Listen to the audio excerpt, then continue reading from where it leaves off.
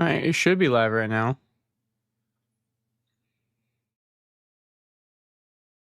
Why do I think Shigeru's better than Shido? Shido is very circumstantial. He's not bad by any means. He's easily a top 10 character in Blue Lock. But Shido is very circumstantial. Get out of my cat is in my drawer right now. Now I gotta pull my own live up here from TikTok onto here.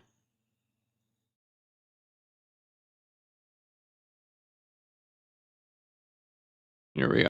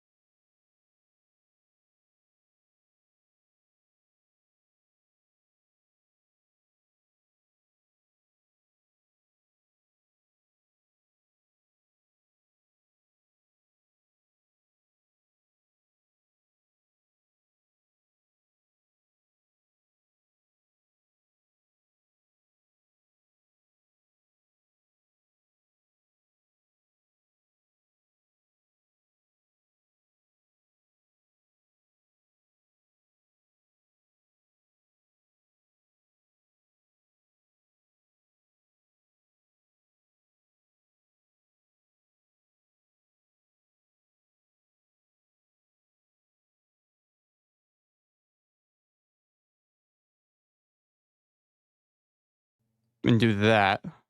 And now we'll boot that out of there. Now you guys should be able to hear me more clearly on here. The TikTok one, not so much. But let's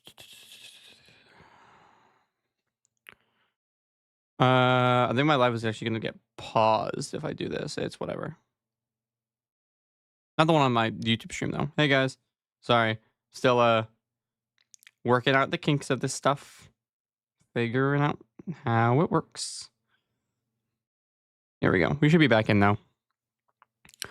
Take the shit down, man. Chickadee over Shido, we can't be serious. Yes, he is. I am 100% serious on it. I think Chickadee is better than Shido.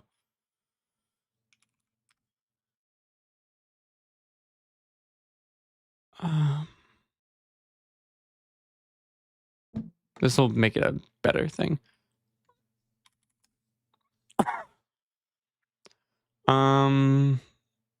Here we go. Go here. Go to image. Add new source. Bing, bing, bing, bing. Yeah, I did it. There we go. There's my blue lock. There's my blue lock takes. There we go. We got it all worked out now. So you guys can hear me on YouTube, and then on TikTok, I think you guys can both still all hear me and stuff. But yeah. Let's see. We'll bring someone in here. This guy. We'll bring you in here first. I want to turn it up that way you guys can hear the audio of him. Hey man, what's up? How you doing? Hello? Hey man, how you doing?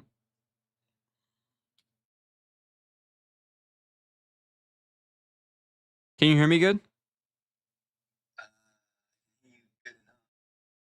All right. Why don't I do this? Can you hear me better now? Yes. All right, bet. How you doing, man? Yeah, I'm alright.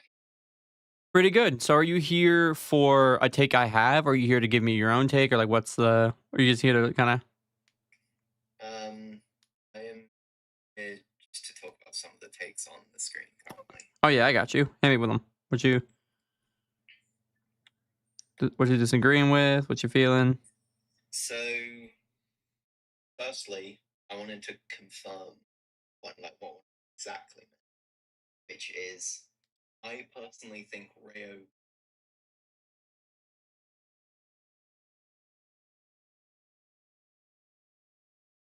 I think he could train to copy.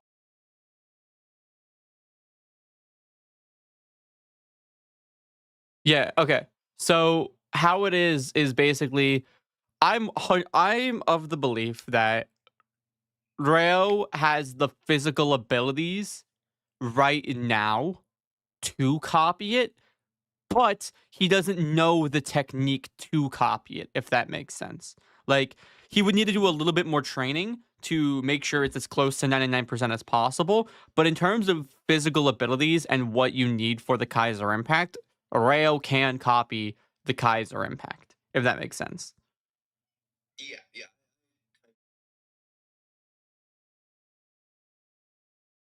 Yeah. If he met the requirements or whatever. Yeah.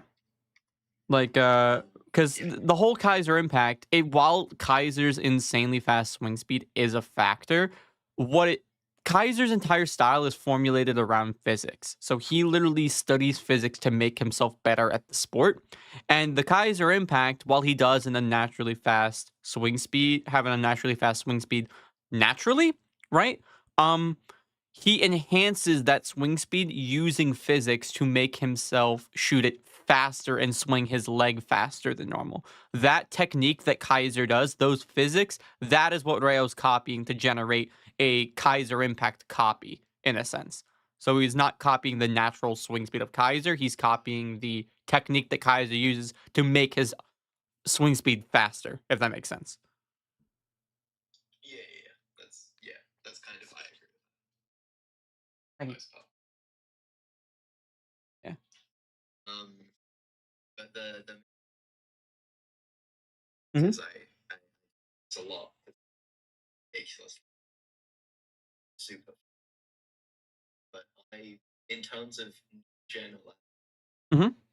I have currently money first. Mhm. Sort of. I mean, I have first. Yeah. Kind of. It's kind of hard to rate him. Yeah. I'm just going with that. He's probably the best. Yeah, it's hard to rate Bunny just specifically because we have very little, but what we do have, I think, is substantial to make a debate for it. And then I have Kaiser in second. Okay. Which is kind of I feel like basically. Yeah, you'll have some Lorenzo guys in there debating. And then I have Lorenzo inside. I like him.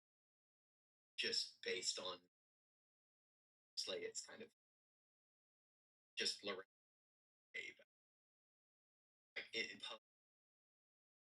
Say that. Yeah.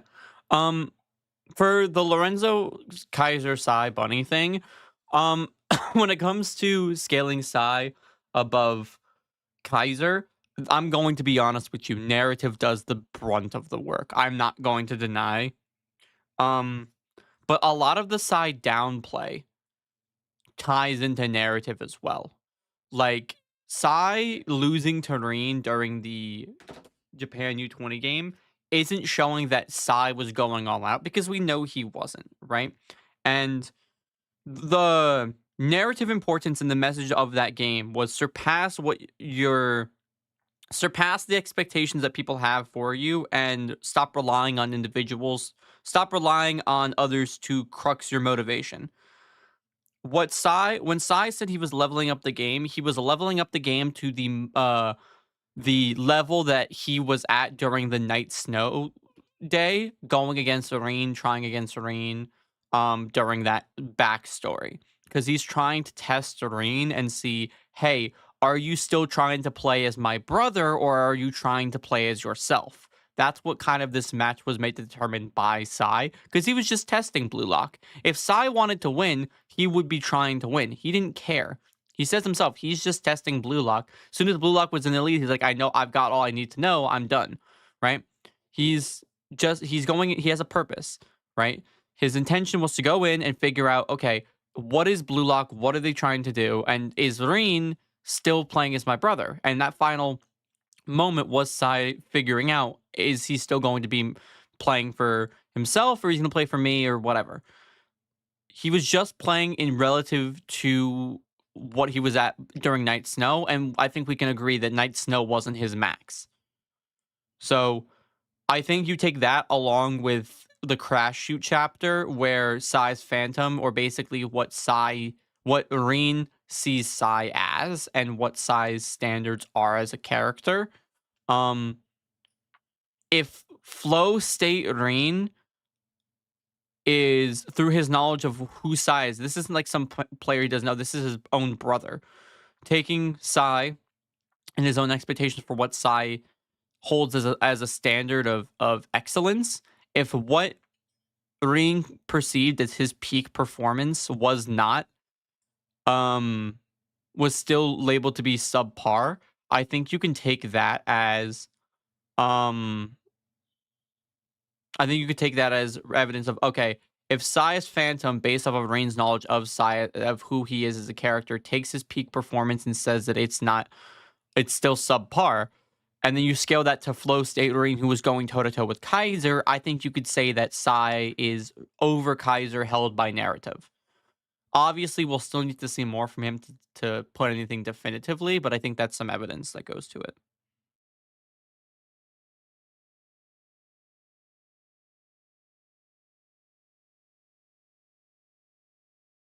Sai, insanely strong. Yeah. Pushing him way past his feet show.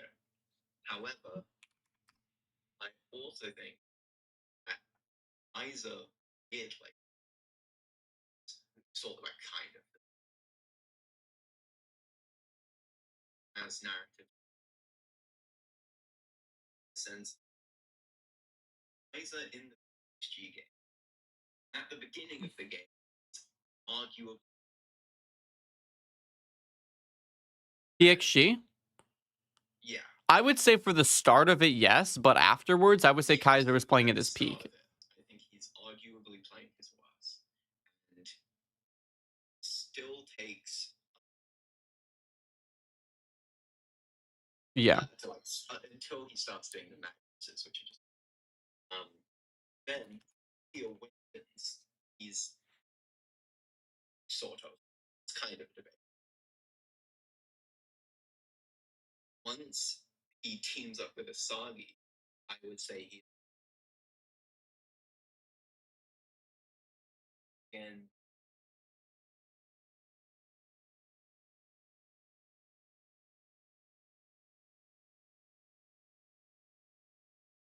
Yeah, he doesn't do his best in Freedom. But that's, I would say the peak of Kaiser that we saw was 262, or end of 262 to 267 with his Magnus, because that was the only time he was really given restriction. yeah. Every other time he was given.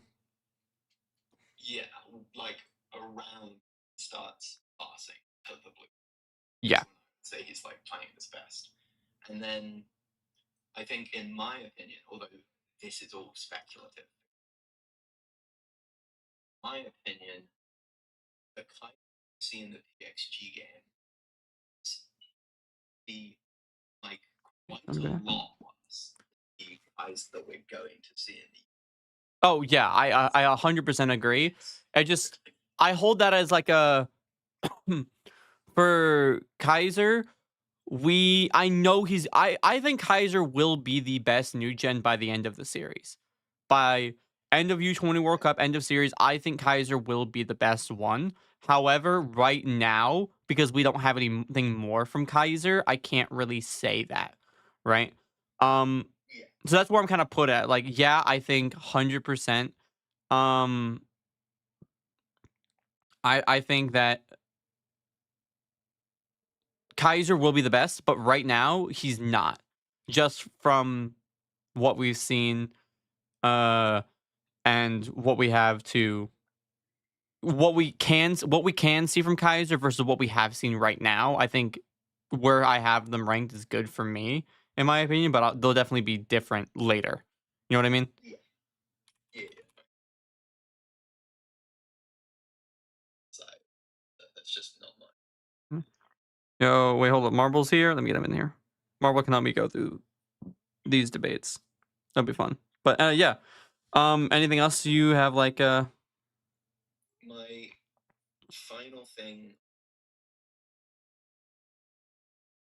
is just I personally I don't think Kunigami Shido,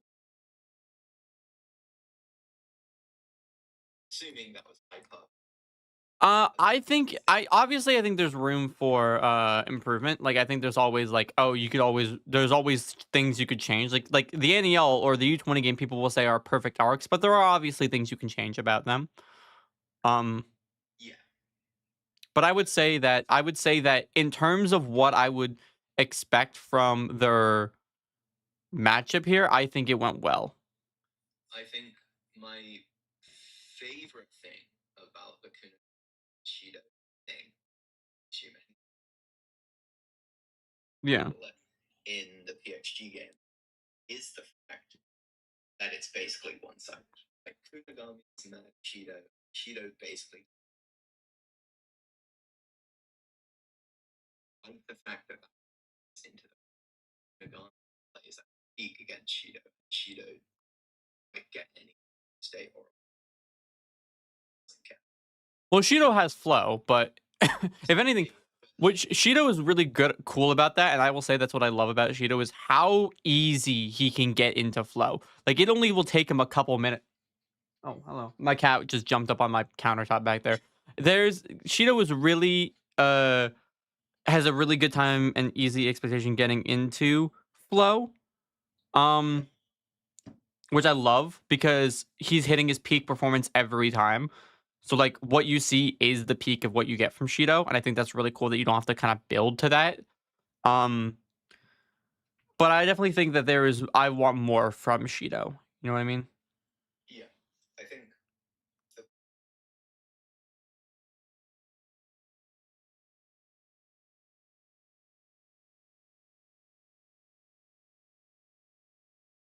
playing at his peak against Shido, that is like his peak performance. Yeah. Is caused due to like going against Shido. And while Shido is in state, so like it seems like I think that playing against and so my opinion is like love the matchup. Nagami is worse than Shido.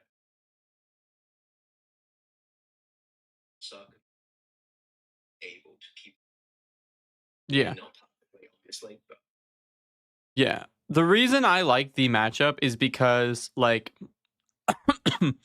the best I went through and did a long video on this, and it's been a minute. Like a lot of these hot takes were from a while ago, so if you want my exact description of why I think it's good, you got to give me 1 second to find the section. Because again I have a script I'm going off of for a lot of these videos.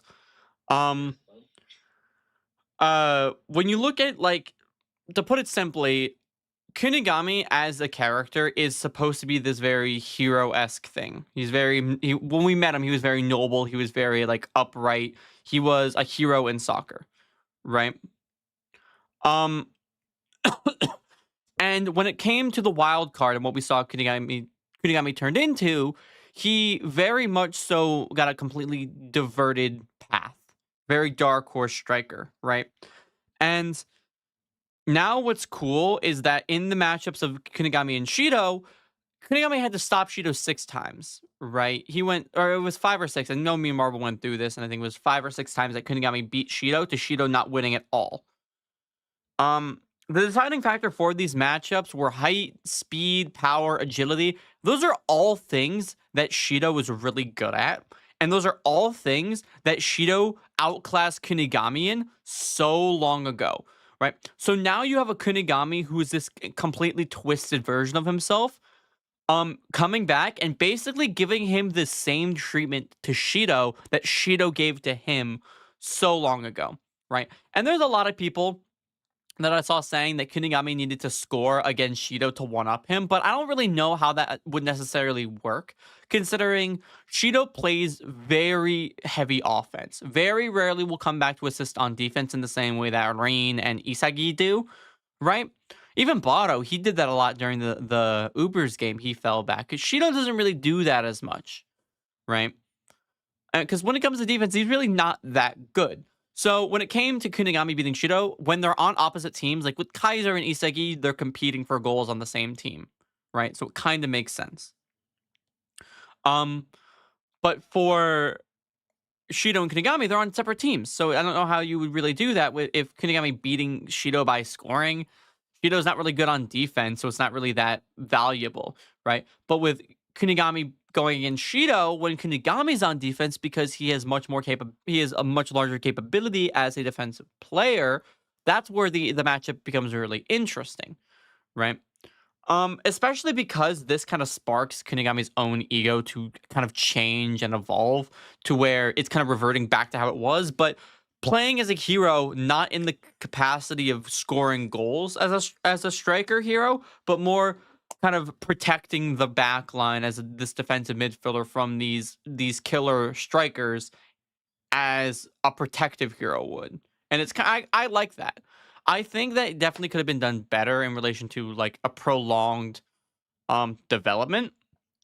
Like giving us the wild card backstory would have been a great way to do that. But I do really much like the matchup of these characters. Yeah. But yeah, that's pretty much it. That's kind of. There's obviously more, but I don't know if you want to listen to the full 9-page script. But basically it. Yeah, I think that's fair. All right. Then disagree, saying I think Cross can captain.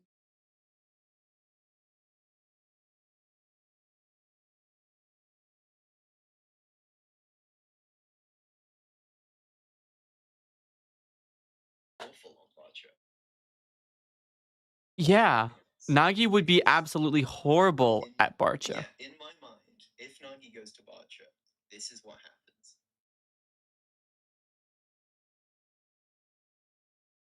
Still chooses.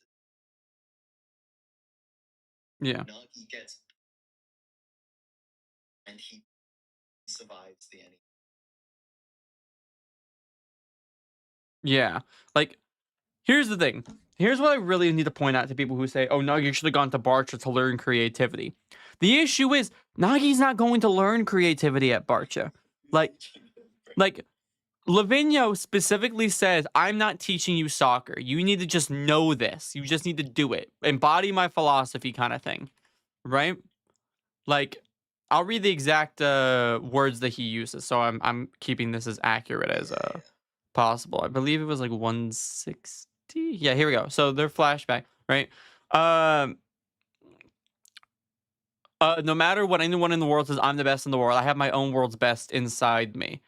Nagi didn't even understand his own desire to become the world's best until after he lost the NEL. So going here, it's not going to speed up his own evolution. If you want to be the world's best, then you can't listen to what anyone else says. That's not who Nagi is. Nagi needs to. Even when he'll try, he still will listen to people.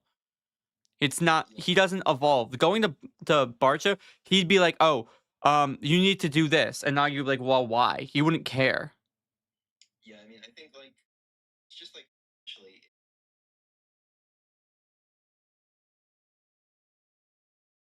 basically,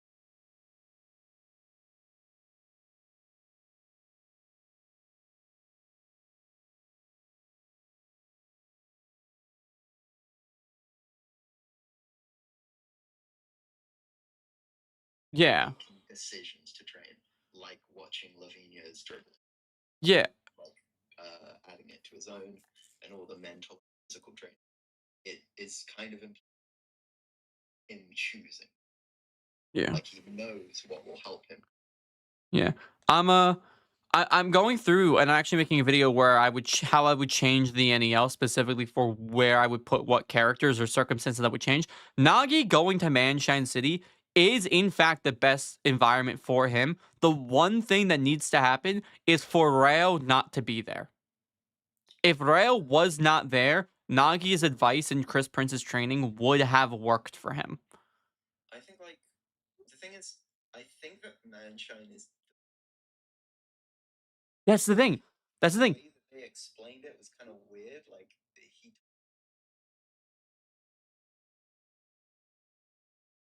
Nagi doesn't talk about. He only talks. Ryo talks about money, right? But here's the thing: Manshine is the perfect place for both Nagi and Ryo. Just neither. They can't be there. One of them can't be there if the other one's there. Yeah. That's the only issue. Is if you took Nagi out of Manshine, Ryo would have done amazing. You took Ryo out of Manshine, Nagi would have done amazing. You just have them both there, and only Ryo thrived when he broke himself away from Nagi. That's the thing, is that if they stayed separated, they would have done great. But with Ryo always being present, Nagi would have come back to him at some point. So as long as Ryo or Nagi weren't there when the respective other character was there, they would have done great. Yeah.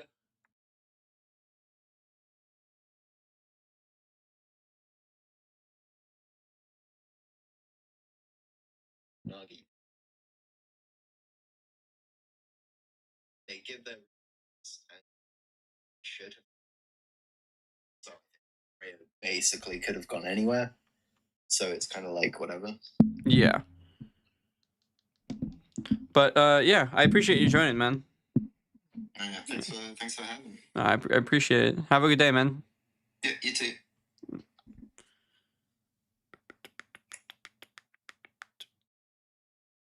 Alrighty. But yeah, I'll answer a couple questions from the chat before I do anything. Let's. Oh, Flammable, you got to take your brother trick or treating, dude. Have a great time. I hope he did. I hope he has a great time having fun. I'm going trick or treating myself later. It'll be great. Nagi doesn't know why he chose Manshine. I'm not denying that Nagi chose Manshine. That he doesn't know why he chose Manshine. I'm just saying that I think going to Manshine, Nagi would have been the best. Yo, what's up, Croc? How you doing, man? Good to see you. We're just doing some BLUELOCK takes, going through them, having the conversation, having some talks with chat, and then I'm gonna be reacting to a video that Akira helped me with, and then or talk to me about, and then I'm gonna work on a video on stream. You're not leaking this week? What? Yeah, I'll pull someone up here right now. There we go. If you want to join, just request to join up. That sucks, Croc. I'm sad you're not leaking this week, but you know what? Well, it'll be all good. Hey, what's up? What's up, boss? Good. How you doing, man? I'm doing alright. How about you? I'm doing pretty good. So, you here with your own takes to debate the ones up here? Got any thoughts, theories? What's up? Hit me with them. I want to debate the top one. Chigiri being better than Shide. Yeah. I want to preface this. It's not a huge margin. It's not like, oh, Chigiri is vastly better than Shido. Right? Croc, you're visiting your girlfriend on Halloween? Oh, Well, I'm glad I hope you have a good time, and I hope you enjoy the leaks that come out.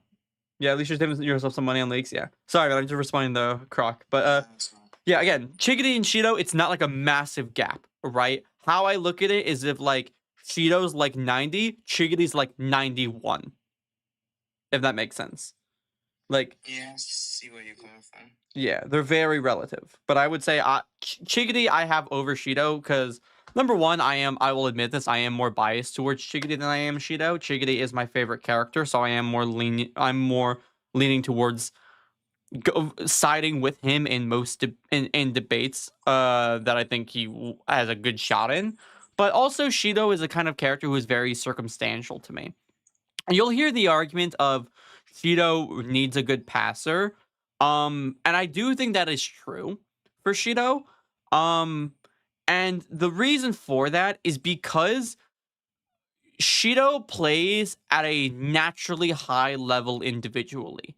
And in order to take his high level, like, desires for goals and bring them to fruition, you need that god passer, which isn't a negative thing, right? Because you see characters like Isagi need it, right? But the issue is that Shido does nothing aside from score goals. That is his entire capacity when it comes to being a player. All he does is score goals. Isagi, he doesn't just score goals. He does other things on the pitch aside from scoring goals. So that's the defining factor between Shido and Isagi. Yes, they are in need of high-level passers to make these incredible goals happen, but the issue is that Shido only scores goals. You take away their god passer, Isagi is still contributing on the field, whereas Shido isn't.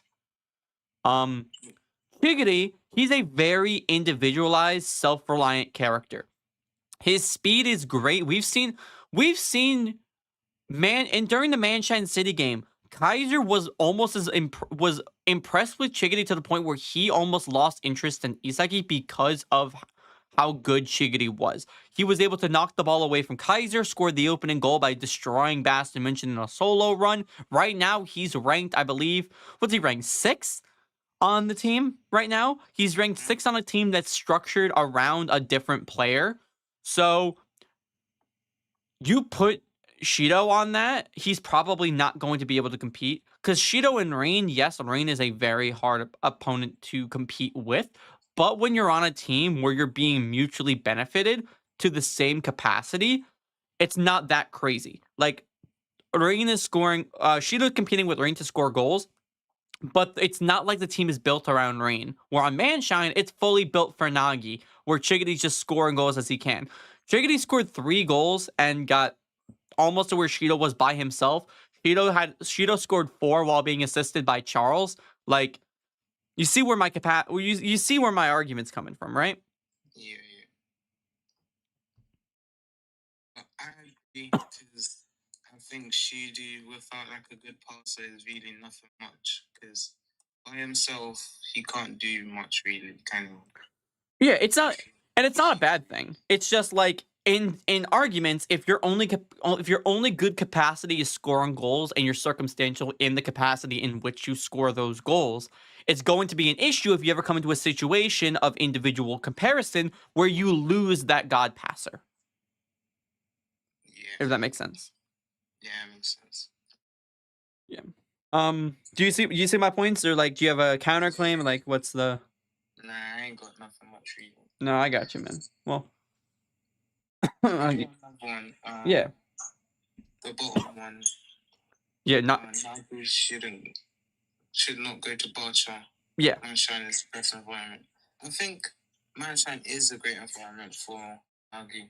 I just think because of Rail, if he just let go and stop relying on him, I think, yeah.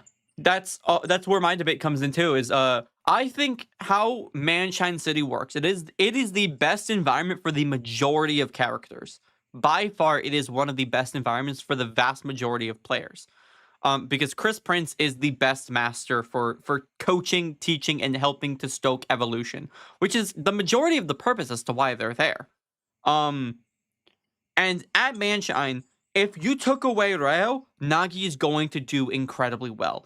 For Ryo, if you took away Nagi from Manshine City, he is going to do incredibly well. The main issue isn't with Manshine, it is with a player who chose Manshine as well. So Manshine is the best environment for Nagi, but an environment with Ryo is not the best environment for Nagi. Does that make sense? Yeah. Just because they could do well together. Like, Nagi just stop relying on Rail more. Like, see, that's the issue, though, is that Nagi was always going to rely on Ryo.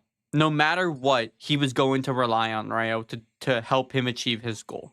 Because that's all he knows. Soccer with Ryo is literally all he knew before going into Blue Lock. And then going into the second selection, he had Isagi taking Ryo's place.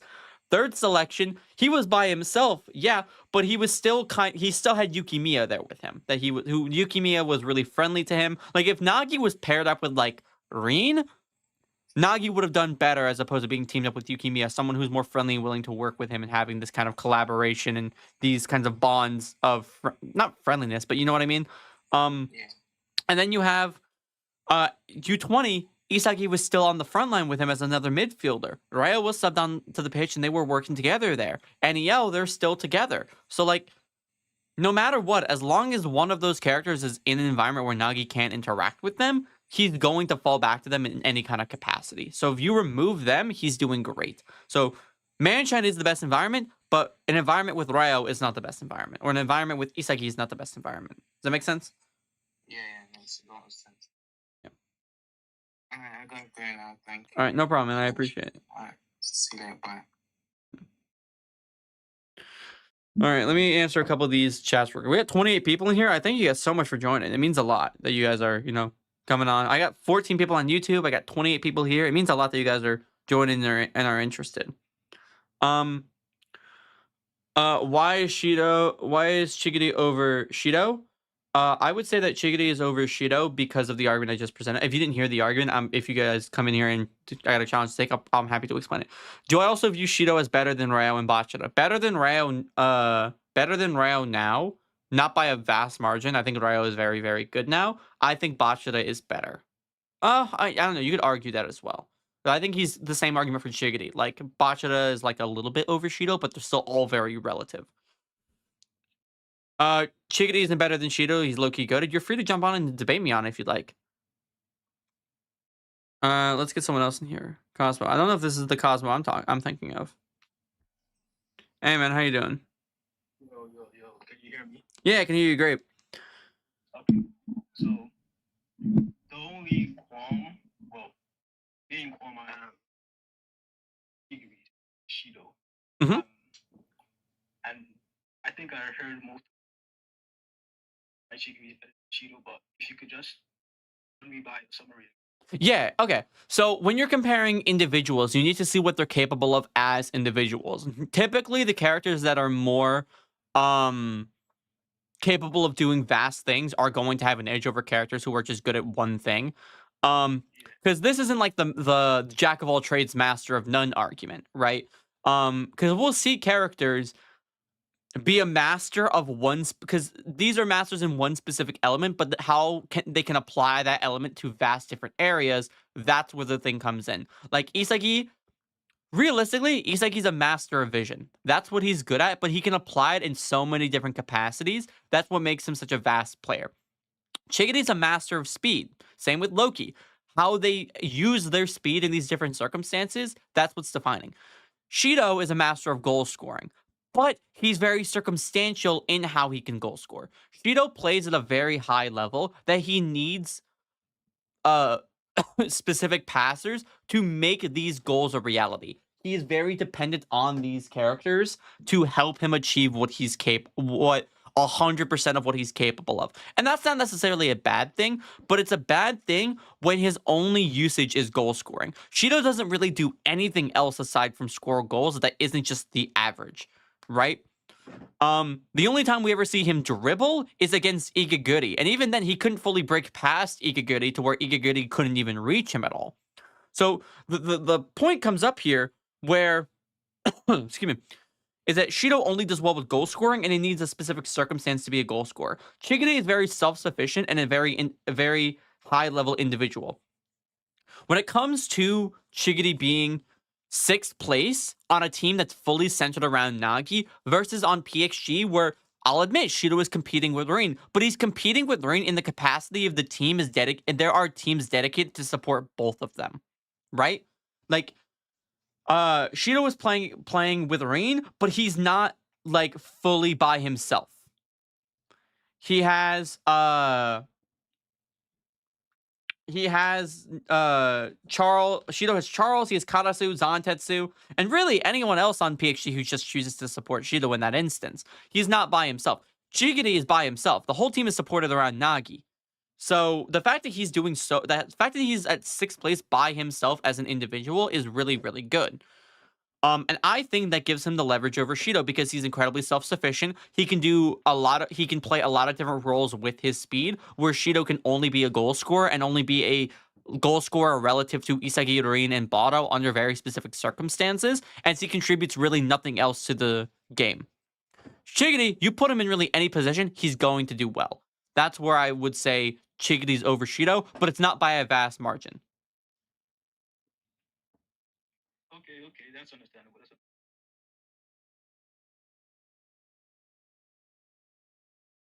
Well, Shido, but like in order to score his goals, that's largely contrasted by shit. Yeah. Shido was in a team with Isagi. The only good passer there was Hiyori, and Shido's like shoot from any angle within the box. He doesn't necessarily need a godlike pass. He just pass in general into the box, and his innate ability will make that pass. To counter that once more, if I agree from the last guy said that he needs to share the vision of Shido, the passer. Yeah. And if I remember correctly, which I probably do, Itoshi does not share the same vision as Shido. Shido and Charles, yeah, they're really like the same person there. But Itoshi is a good. Yeah, so when I say vision, it's not about like the mentality, it's more about like do I have the skills to do these passers have the skills to match him and elevate those passes. When you bring up the second selection point, it's not really a valid point for 2 reasons. Number 1, the second selection was a very long time ago, and the styles of all these characters have changed dramatically since the second selection. Second point, Shido was competing against second selection characters at that time. So obviously in second selection, he's going to do great, right? He's going to do great because he was better than the majority of people in the second selection. But recently he's been power cliffed. Like, look at the evolution of, again, in this argument, Chigiri. Look at him from second selection to right now. The difference is incredible. Look at Isagi from second selection to right now. The difference is insane. Sorry, my cat's... Hey, get down. What are you doing? Sorry, my cat's being an idiot. But the point is that you're using second selection arguments to justify current Shido, which, while I'll say I don't think Shido's drastically improved that much since the second selection, the issue comes up with the people he's doing this against in the second selection. Second selection opponents are not the same as opponents at the current world level, and Shido needs those world-class passers in order to bring his stuff to life, because if he doesn't have them, or there's a circumstance where they choose to work with someone else over Shido, he contributes really nothing else to the game of value. That's where my issue comes up. Okay, so as you know, Shido is a genius. Yeah. So basically, the problem of a wall, if only in like situations where, it's should I say, because in the bastard match, both teams are undefeated. So obviously, level of that Shido has played. Mhm. Prior to that, if I remember correctly, Shido scored against or something. He had scored. Basically, what I'm trying to say is that Shido's inherent as a genius and with his talents, please make him score goals out. That's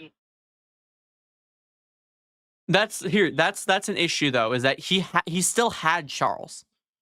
He still had Charles in Ubers. He had Charles. Charles was in Ubers. Yeah. Great. So based on that description, we can assume that Charles assisted Shido's goal simply because of how we see Shido plays. He's really reliant on passes. He takes a lot of direct shots, direct volleys. That's the kind of player he is. So to assume that he set himself up for a goal and he didn't get assisted by Charles seems illogical. Okay, I like particularly in the match against Bastard, Charles assisted Shido. It was portrayed as a new reaction, not something that if we assume that it happened before this match, then it wouldn't make sense for it to be portrayed that way. Yeah, so we can also take a look at chapter 244 when we first see Charles that he does get an assist to Shido, and yet we still see that claim being made. So this kind of chemical reaction is something that was reflex times reflex, flow times flow.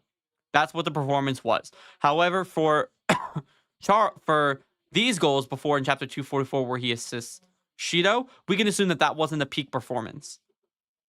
That's where the line likely gets drawn, because the same argument you're making here, I understand. Like, I think it's more of an issue with the writing specifically for this moment here, because we do see Charles assist Shido. I would just chalk it up to the mangaka not having a full idea as to what Charles's character traits will be just yet. That's why you have these moments of Charles assisting Shido and nothing really gets generated, and the moment in PXG still happens. So I think it's kind of a moot point to say, oh, well, the chemical reaction happened there, but we see one happen in Barcha and the statement is still made.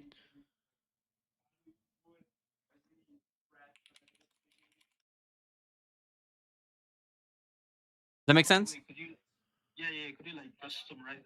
Yeah, we see in chapter 244 that Shido gets an assist by Charles. However, we can label however the statement is still made that chemical reaction has never happened before. So it's kind of a moot point to say that Charles didn't assist Shido or that nothing happened, because that statement was only made in the PXG game when we see an assist happen in the Barcha game in the game against Manshine. Or no, it was the game against PXG, Barcha versus PXG, and that statement is still made. So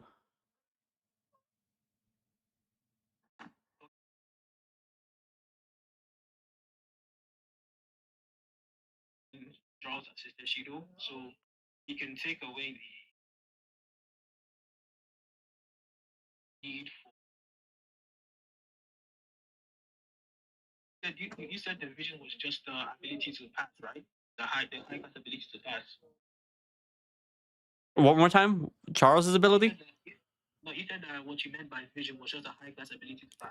Right? When it comes to Shido's vision, it's kind of his ideals and desires for scoring goals. Yeah. When it relates to a midfielder, they need to have the talent and vision to understand and bring those goals to life.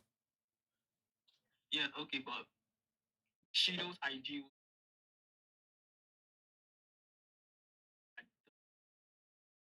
that doesn't need to exist. But we haven't seen. But at the current level, we haven't seen him do that. Is the issue, and it's not an issue. It's more of an issue with the writing. Is that Shido's always given these circumstances where we can make these claims because he has these genius passers. Not genius, but when I say genius, I mean like high level. We have the high level passers who, granted, they flock to Shido, but it kind of chalks Shido up to being a striker who can only perform with these high class passers. Give him a circumstance where he doesn't have these passes at the current level. What does he do? That's what I'm saying. Yeah, but if you remember correctly, nothing recent. Nothing recent. Yeah, something recent. What? There were multiple instances in the PXG or Sebastian game where Shido equals in Shido. They tried to do genius action thing. Yeah, when they tried to do a genius chemical reaction, they failed because Shido was incredibly average. No, Rin just simply refused to pass.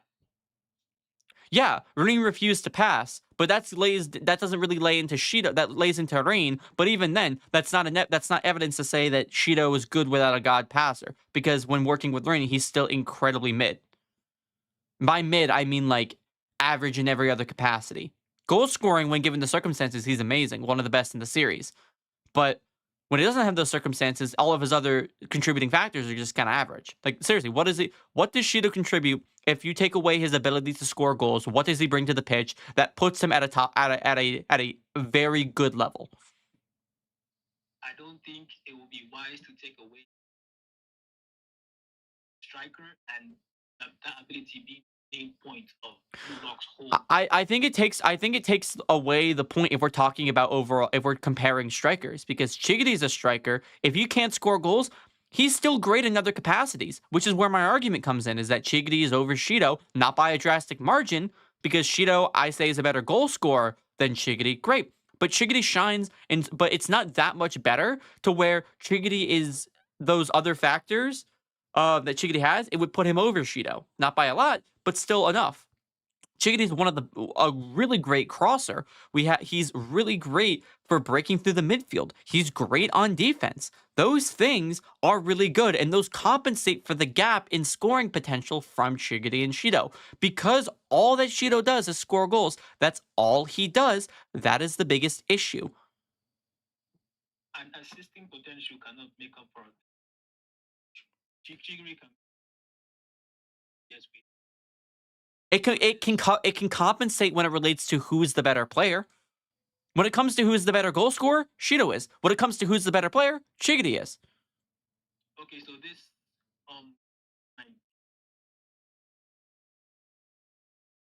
What do we define as a player? When you look at the full scope of what an individual is capable of during a game. Mm-hmm. Okay, so nature of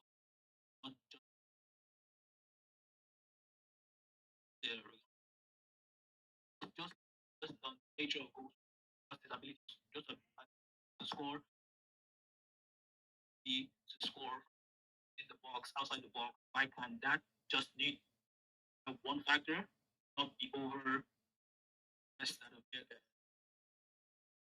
One more time. Can you simplify one more? Are you asking like why, in just the capacity of like goal scoring, is Shido better? Like what's? I'm basically asking that why can Shido's nature score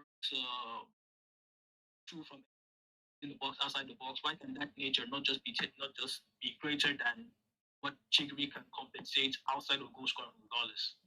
Because the kind of goals Shido needs, because the kind of goals that Shido can score are only capable of happening under direct circumstances. The goals that Shido scores, his main purpose is to score goals. That's all he can do. That's it. And he needs the exact circumstances in order to score those incredibly high-level goals. And I'm not saying that's a bad thing, because we see with Isagi's dependent on passers to get these incredible goals out.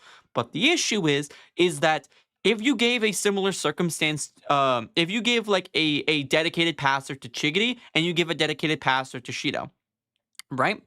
Chigity is putting up just as many goals as Shido is with that god passer. But Chigity is also contributing in vastly other capacities than Shido is. That's my main issue here. And that's what puts Chigity above him. Because while Shido may be 100 in shooting, and Chigity may be a 90 in shooting, Shido is like a 50 in everywhere else, whereas Chigity is like a 70 or 80. I would say having an average of 90 shooting and like 80 in everything else versus 100 in shooting and like 60 in everything else, I would say that the 90 and the 80 guy is a much better overall player, or much better overall than the other character. And that's where this comes in. Let me ask you, do you think if you take away Charles, do you think Shido is hitting the value that he's hitting? Do I think that Do you seriously think he's hitting them? Okay, where do you think Shido would get value-wise without Charles? How much do you think he was worth? I'm still gonna say that he's gonna place the same because that's his. But he needs the strike. He needs that passer to score goals. If you took away Charles, Shido isn't scoring many goals. He might score one. If you look at okay, let me put it like, if you took away Charles, do you think Shido was sitting around? I think this. If you took away Charles, I think Shido was sitting between 50 and 60 million, roughly. I still believe that Shido.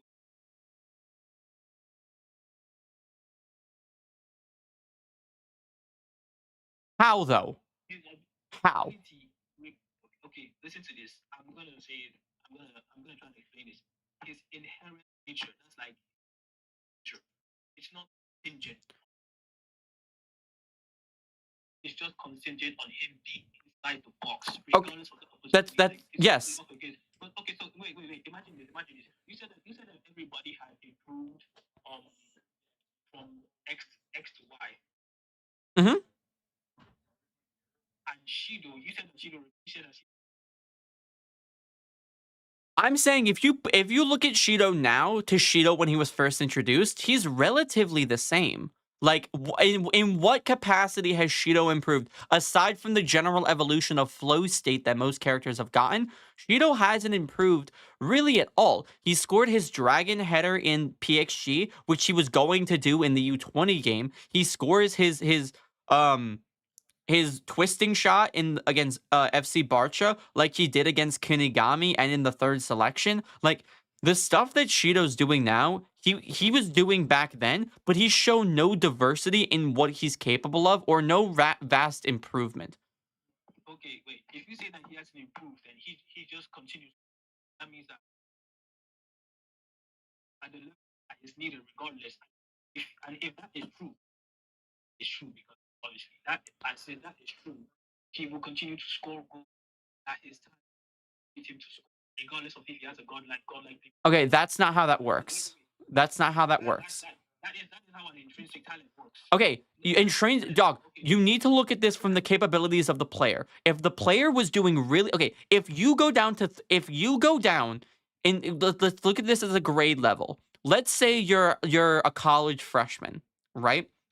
If you go down to a third grade level, you're going to do great.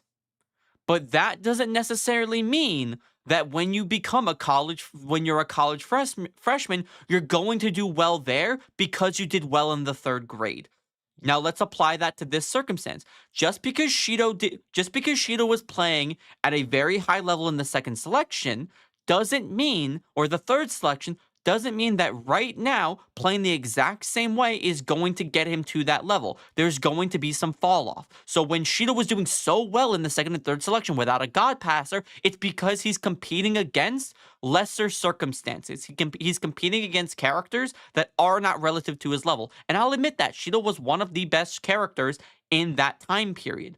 But now in the current series, everyone has vastly evolved. He can't keep playing that same way, which is why he needs to be carried by these passers to compensate for that gap. Shido is not pulling off the goals he scored in the series without that god passer making it possible. He's 100% not scoring his dragon header if you take away Charles, which is the goal that gave him the most value. Okay, so I'm gonna tell you that I said continuous. That's not how that works. He's getting carried to an upscale. That's called being carried to an upscale. Shido is not NEL level without Charles. He is not getting the exact same value. He's not getting in the exact same place on the ranking without Charles. In the same way that if you take away Hiyori, Isagi is not getting to the same level. That's how that works. You take away Hiyori, Isagi's not hitting 240 million. You take away Charles, Shido is not hitting 160. Okay, first of all,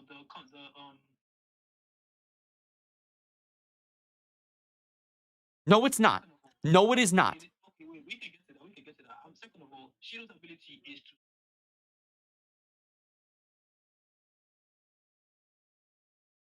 He needs the pass to get him to those positions. Shido, if Charles wasn't there when his dragon header goal happened, Shido would have ran there and the ball would not have showed up.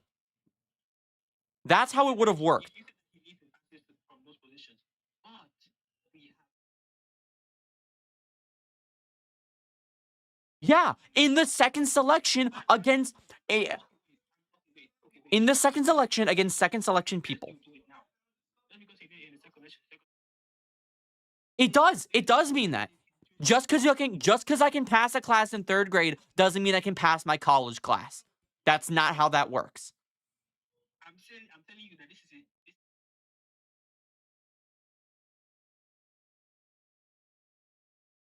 He needs circumstances to upscale. You're telling me that Charles played no impact at all in Shido's value. What did you say? Say it again. Did Charles have an impact on Shido's value? He got the assists. Yes, but assists matter. Do you think Isagi would have been worth 100 million if Hiyori wasn't on the pitch? Let me give you a situation. No, answer. Do you think Isagi would have gotten 100 million if Hiyori wasn't on the pitch? First of all, that's a red herring. It's not a red herring. It is not a red herring. I'm showing you that impacts of characters can generate results. Is Isagi getting a 100 million increase without Hiyori? Nobody that Isagi affected in that team would have. So players do matter. Okay, is Hiyori's role on the pitch? Did Hiyori coming onto the pitch help Isagi get a 100 million value? Different circumstances. No, it's not. Answer the question. I'm not gonna answer them. It's Answer the question. the whole point of a genius and The whole purpose. No, it's not unfair circumstances. The circumstances are players can impact other players and adjust how they're perceived and what value they receive because of the plays that are generated. If you take away Hiyori, Isagi is not scoring that final goal against Uber, stated himself. Therefore, he's likely not getting a value increase that's 100 million because he didn't score that final goal. Goals, assists, plays give you an increase in value. Therefore, if something doesn't happen, a value increase doesn't happen. Value increases happen. If you take away Hiyori, Isagi's not scoring that goal. Therefore, he is not going up 100 million. The same thing happens to Shido here. If you take away Charles, Shido was not getting the same value because a character who significantly helped contribute to an impact on the game that resulted in a huge increase of value, that is not happening. okay. I will-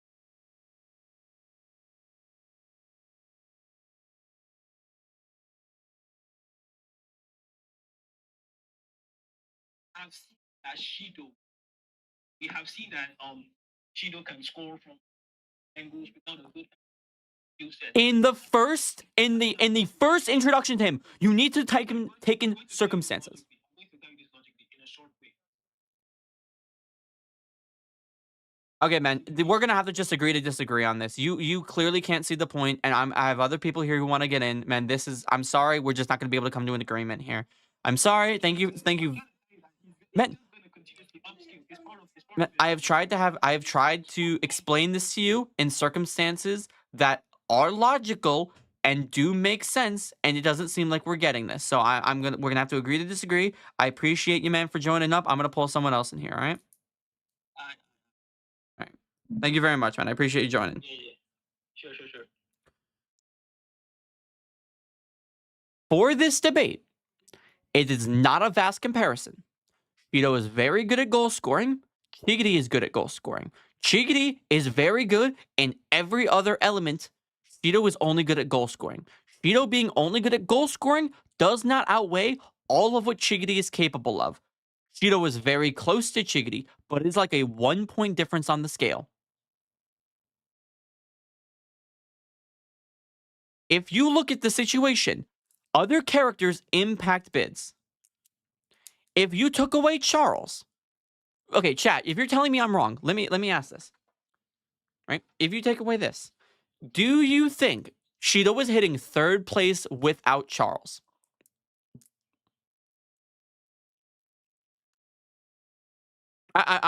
Honest question. Do you think... Oh, I think my stream paused. Oh, my stream just paused, I think. All right. Do you think, is Shido getting to third place without Charles? Is Shido getting to third place without Charles? Just ask me.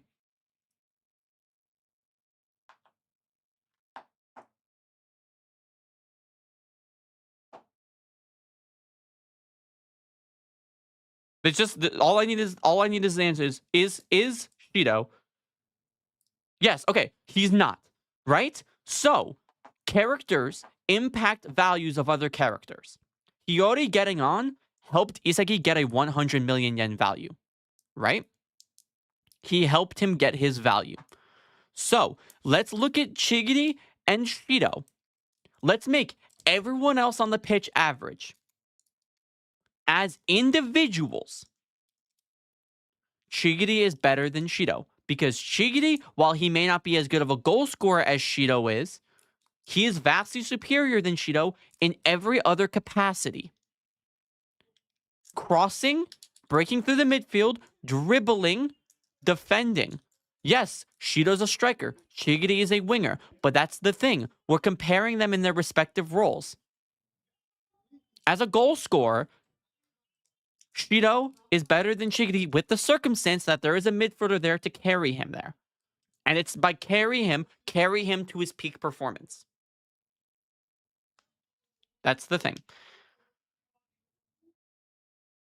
Isagi devoured Kaiser because of Hiyori. If you take Hiyori away, Isagi is not gaining 100 million. I don't care what you say. Isagi wouldn't be as good as he is without Kaiser. You take away Kaiser, Isagi is not hitting the same value as he is. Characters impact other characters and their value.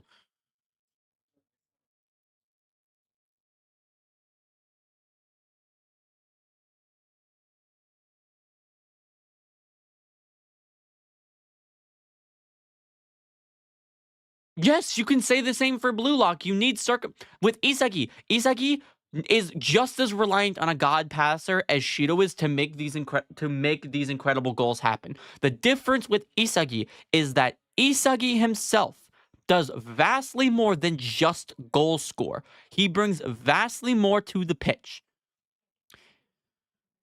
If Shido can't score goals, he brings nothing. If Isagi can't score goals, he still brings something.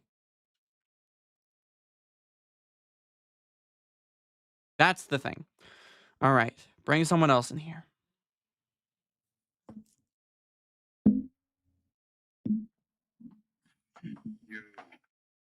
Hey, man. How you doing?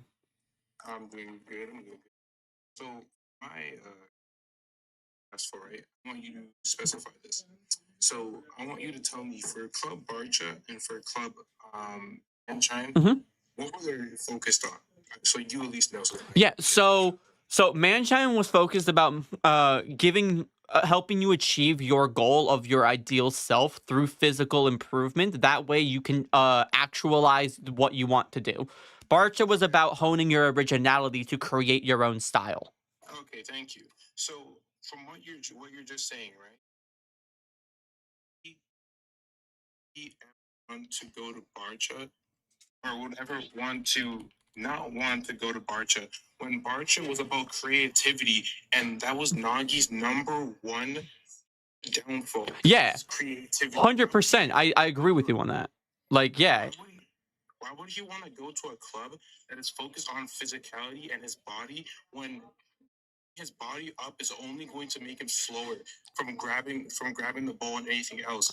Well, it's remember, it's not just like bulking yourself up. It's training your body in a specific way that helps you. Like Chigiri didn't bulk up. He gained muscles in specific areas and improved those muscles to help with his sprinting and his speed. That's how the training was. Nagi's not Nagi himself wasn't essentially bulking up. He was training specific muscles to make his trapping and make his plays with his traps more effective and make him be able to perform different kinds of trapping plays. So okay. Even with what you just said, right? He doesn't necessarily need that.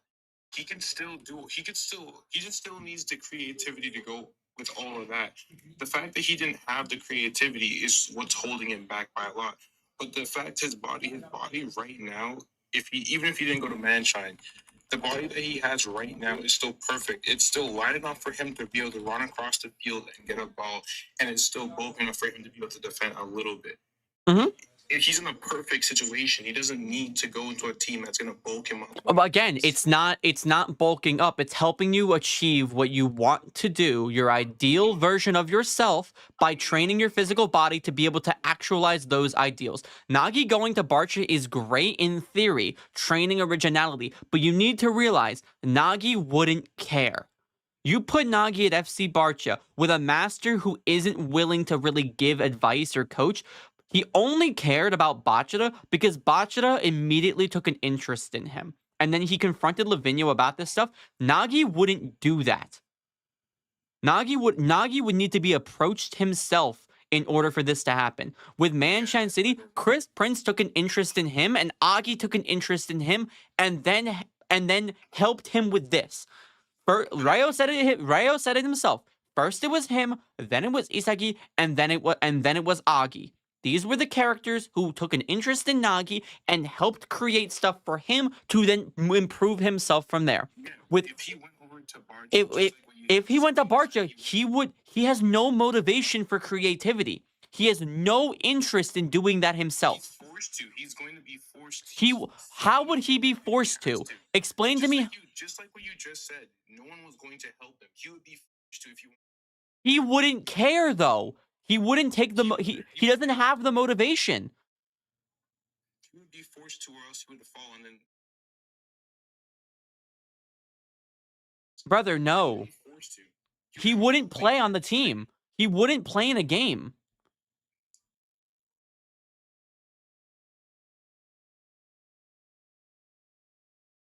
Lavinho is going, based on Lavinho's mentality and descriptions of how he is, he's only going to play someone if they have a stoking of originality. That's what we see from Bachata and Atoya. Nagi doesn't have that stoking of originality. Someone needs to give him a push to spark it. And Lavinho wouldn't give him a push because he doesn't care. Lavinho would be like, I'm not going to teach you anything. He says, I'm not going to teach you shit. I'm not going to help you at all. All I'm saying is, okay, all he told with Bachata was the obvious. Okay, I have an originality, right? Okay, what do? Take that originality to the next level. That's not really advice or helping because it's just common sense within the scope of that thing. Oh, what do? Okay, well, I have an originality. Let me take it to the next level. Nagi doesn't even have the base requirement for Lavinho to be interested in him to give him the any kind of advice. Chris Prince, Nagi only played because Chris Prince and Agi took an interest in him. Are you legitimately telling me that you think Nagi would be playing as a starter for Manshine City if they weren't interested in him at all? Not to mention that they would create the team's formation around him so he could stoke his own creativity? Probably. You're probably still going to. They're not. Build it around Ren and Shida. Bachata and Atoya, right? Nagi wouldn't even play because he has no motivation to do anything that isn't in a game. So, right. If he's not evolving in a game or training for the purpose of going in a game, or someone forces him, he's not doing anything. Motivation. He has no motivation. He's saying that this motivation is prior or after he beat Isagi. The motivation is going into the NEL, which in that he did have a passion to beating Isagi, but he said himself that he had no idea how to do it, and he only was addressed that by Chris Prince. He said also that.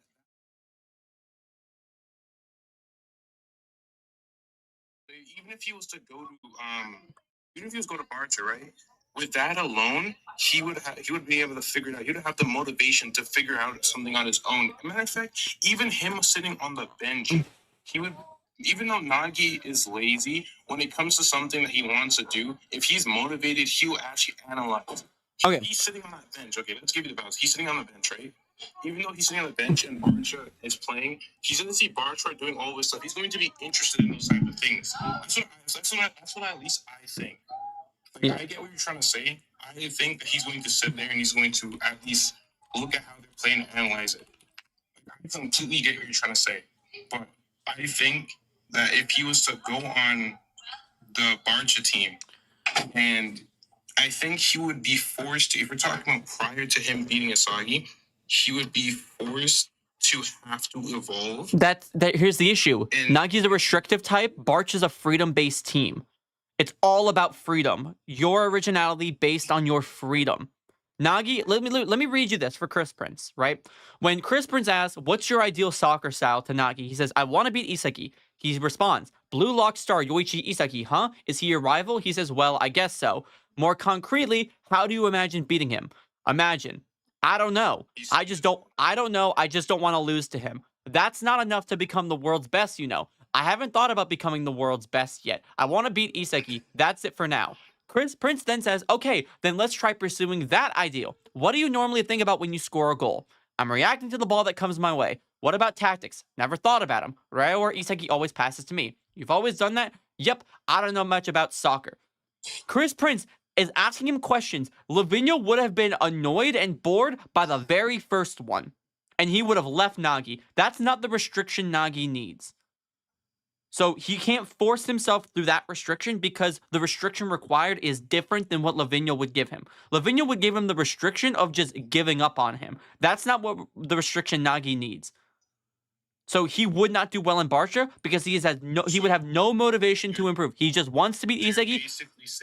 So you're basically saying is that he needs to thrive in a certain community. He needs to have a thrive, or needs to be like given a reason to do it, or have his hand hold. Nagi needs the force of restriction to create his own ideology, but Nagi didn't get that restriction, the restriction needed to create his own plays and circumstances like that until the game against FC Barca, where the restriction of not being able to play with soccer with Ryo anymore forced him into a state of mind where he's like, okay, I'm going to do this. And even then, Nagi would have to be in that final game, and he would only got that motivation in the final match during play. Nagi wouldn't even be in the game. He'd be on the bench.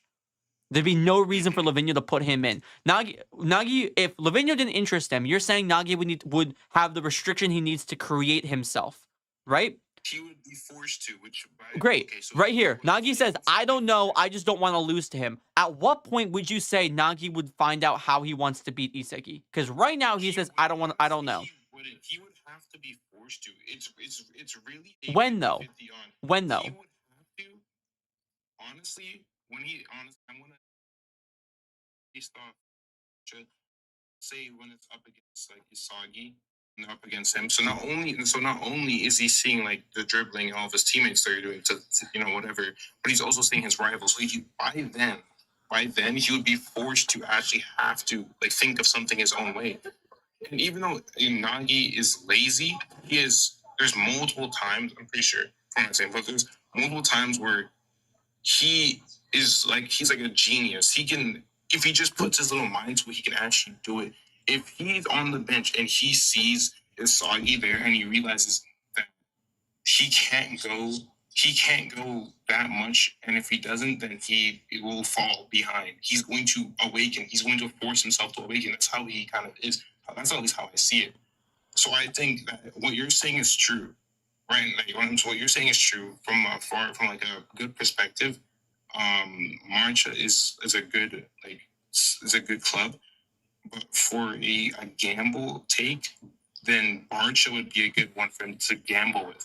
And if he was able to gamble successfully, that's great. But Nagi, okay, even if Nagi wouldn't do horrible at Barca, right? Manshine is his best environment because it creates the perfect circumstances for him to evolve. The only thing that is not good for him there is Reo. If you take away Reo, Manshine City is the best environment for Nagi, and Manshine City as a whole is the best environment for a lot of characters. Because of Chris Prince being such a good coach and Agi being such a good person to help him out. Like, Okay. So from this conversation, I will say that now that I'm thinking about it, you are right when it comes to straightforwardness, that Manshine would be overall the better club. But if we're talking about, as in like Nagi has the mentality, or whatever the circumstances for him to get that mentality, then Barcha would have been a good city club for him. oh, if he had that originality, going into it, if he had the ego that he had leaving the NEL, like when we saw him with Igaguri and we see him with Baratsura, if he had that ego going into the NEL, Barcha would have been his best place. Yeah. So now, I don't know if I'm able to. It's another one, but for the Shido one, I don't quite get that one. You're saying that for me, okay, from when I read. Oh, hey Raven, by the way. Oh yeah, by the way, this is Raven. He's another Blue Lock content creator. He's basically here to just help me with these debates in case he wants to join in or something. He's here.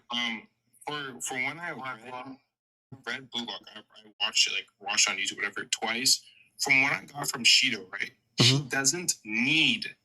I'm going to specify that. He doesn't need a good passer. For him to reach his peak, you need to be in the same vibe as him. You need to do something creative, kind of it needs to be out of there that nobody would do for him to be at his peak. Really? He doesn't necessarily need a really, really good passer. Okay. For Shido, all you really need is a vibe and a connection. Okay, let's break this down. So, are you using what's your scope? Are you looking at the second and third selection for these points of evidence?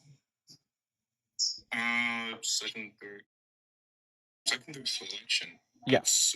We're talking about way far. This is this is second part of season 1 and ending of beginning of season 2.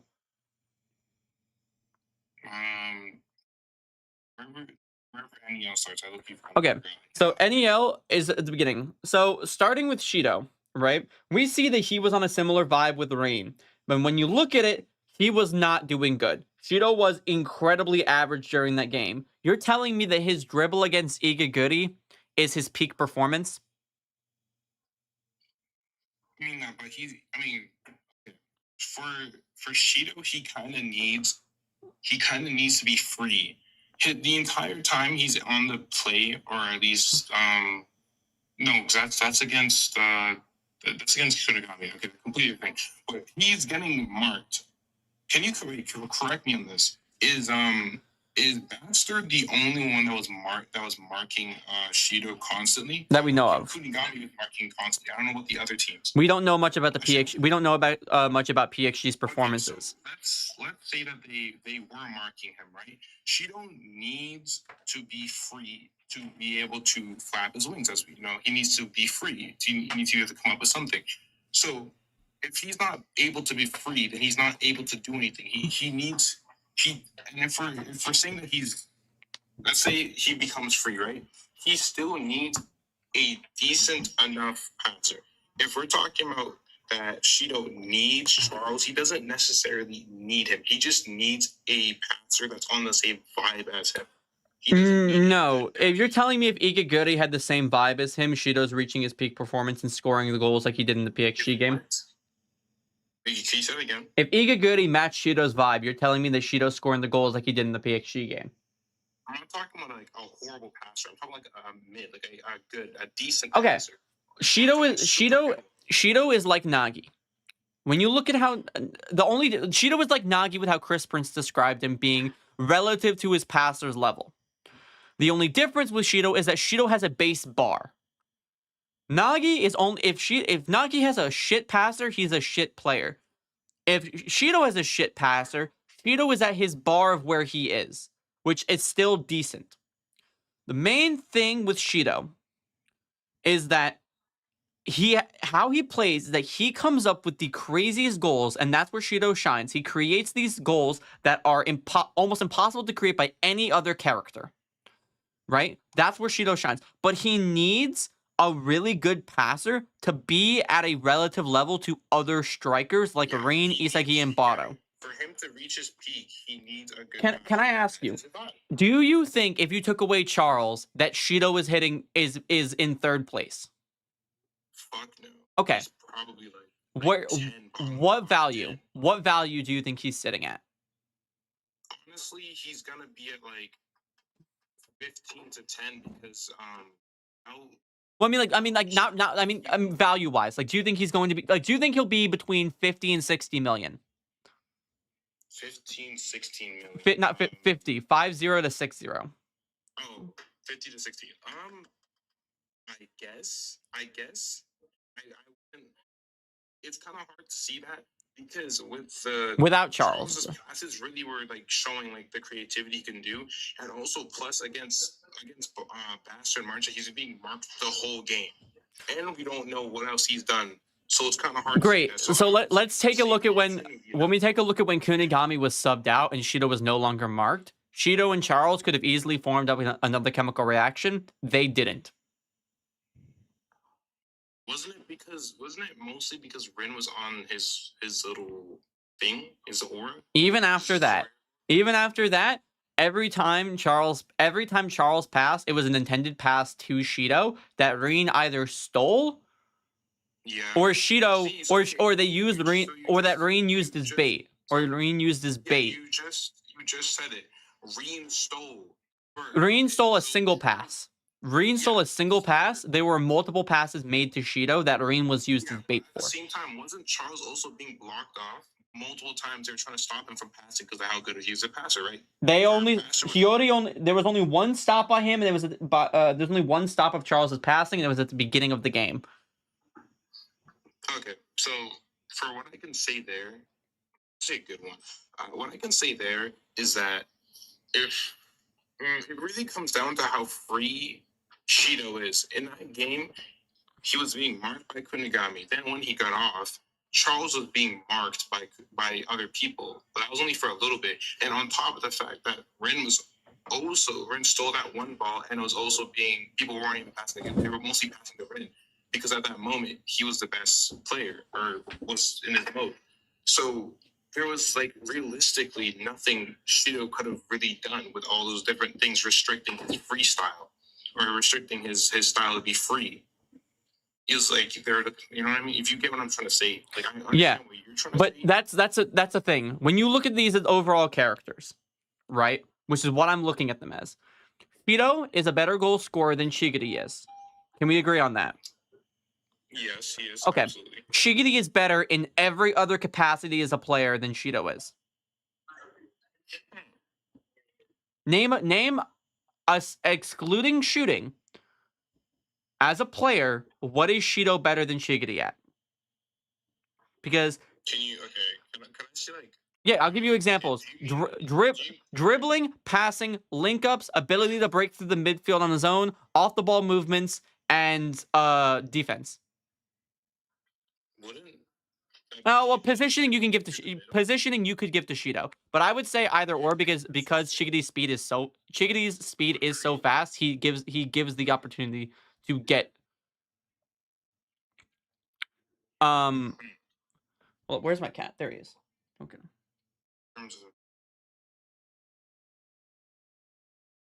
Ow! Stop it! My cat just bit my hand. Stop it! You're not playing. I don't have any toys with me right now. You're a good boy. Right. But yeah, in every other capacity as a player, I'm taking away Shido's best aspect. I'm taking away Shido's only aspect. That's the thing, is that Shido is only good in one capacity. In every other capacity as a player, he's average. Get out of here. Shido is only good at scoring goals. Shigiri can score goals and do a lot more. This is why Isagi is better than Shido. Both are characters who can score goals, but Isagi does vastly more than Shido does. You also said earlier something about Isagi not being able to hit your mill with story. I don't know how you could have gotten that because he's shown multiple times. Matter of fact, majority of the times he didn't need Hiyori. Okay, Or is Hiyori. The one pass where he got with Hiyori that they both synced up to be able to possibly do. That one pass isn't the reason why Hiyori carried him to 100 million. okay. He devoured all of his different opponents. Okay, and his teammates to get great. his. So Isagi got 100 million from the Ubers game, right? Mhm. Did his final goal impact that value?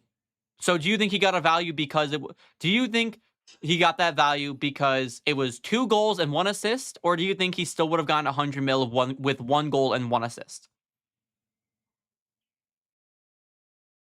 Depends on what he did for those 2 goals, but I'm going to first because I don't remember for a safe thing. I'll say no. It would be 2 goals and assists. Okay, great. So that goal did have an impact. Isagi's not scoring that goal without Hiyori. Therefore, that value would be lower if Hiyori was not on the pitch. Therefore, Hiyori contributed to Isagi getting 100 million.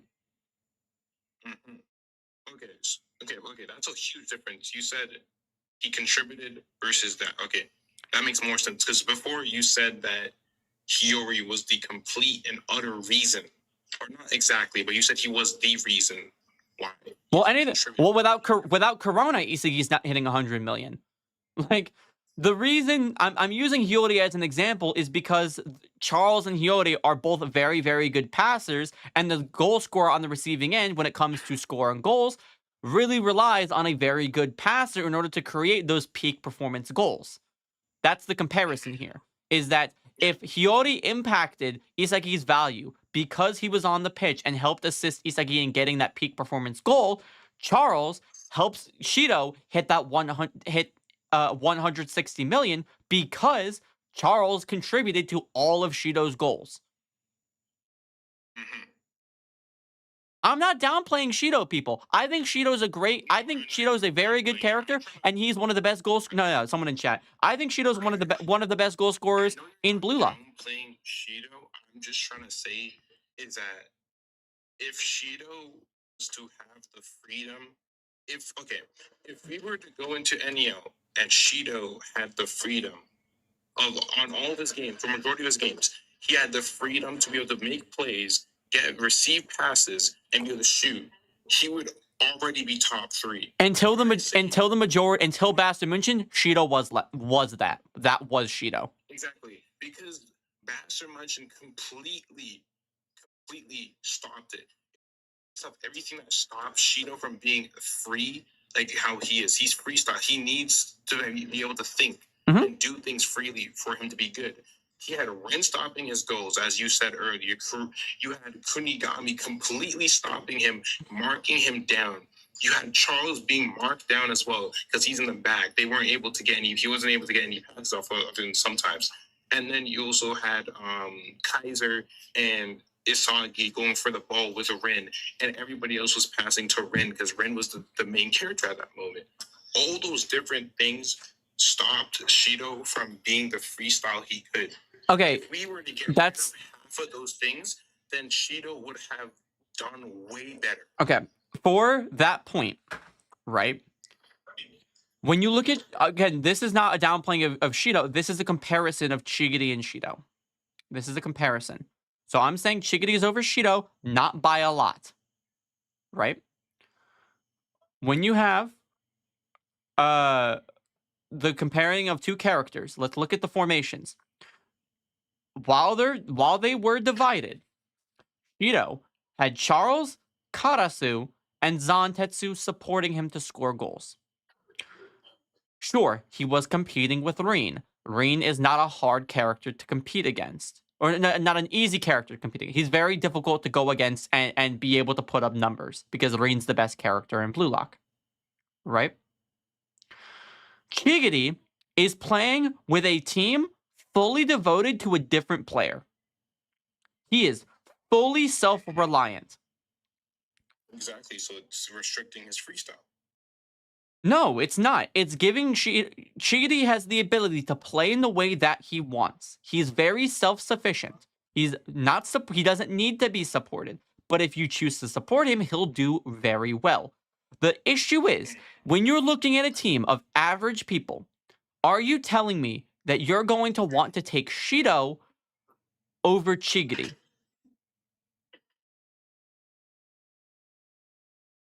If you have a pick between Shido and Chigiri, I'm going to take Chigiri because Chigiri, while Shido might be better than Chigiri at goal scoring, Chigiri is the better overall character because of what he brings to the table. Shido brings goals, but that is all he brings. If you take away Shido's ability to score goals, he brings nothing.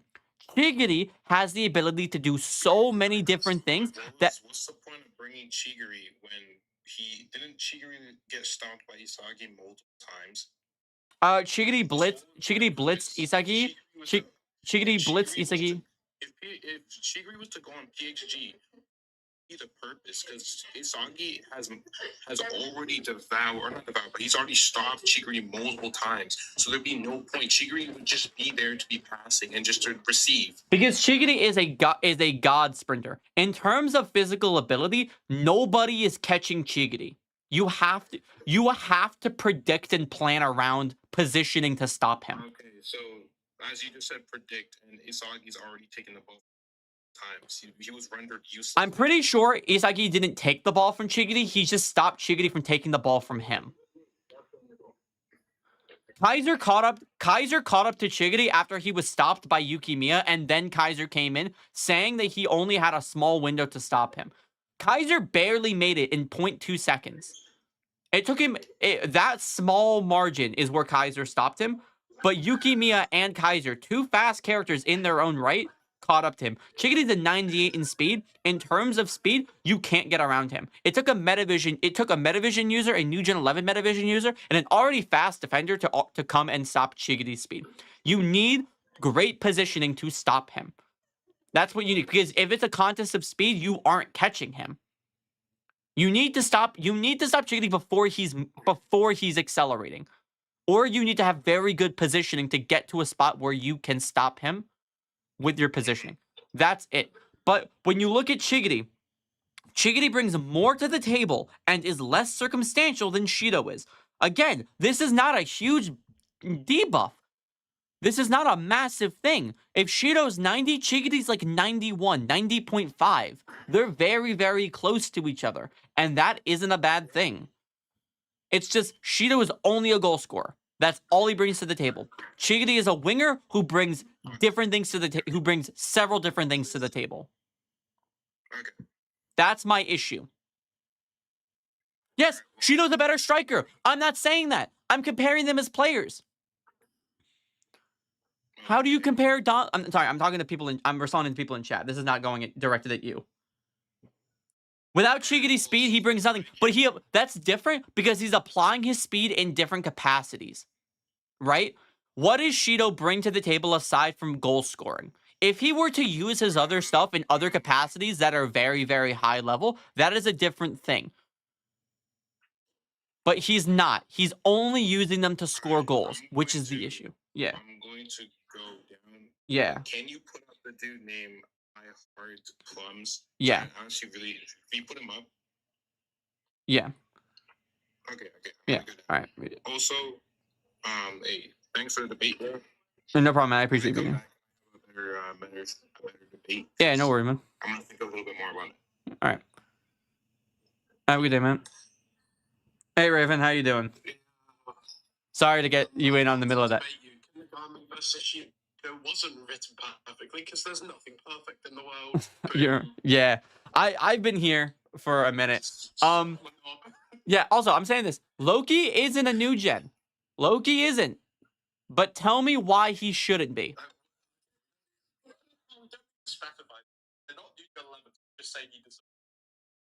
I'm just saying, if you look at the requirements for new generation 11, tell me why Loki doesn't check off every single box.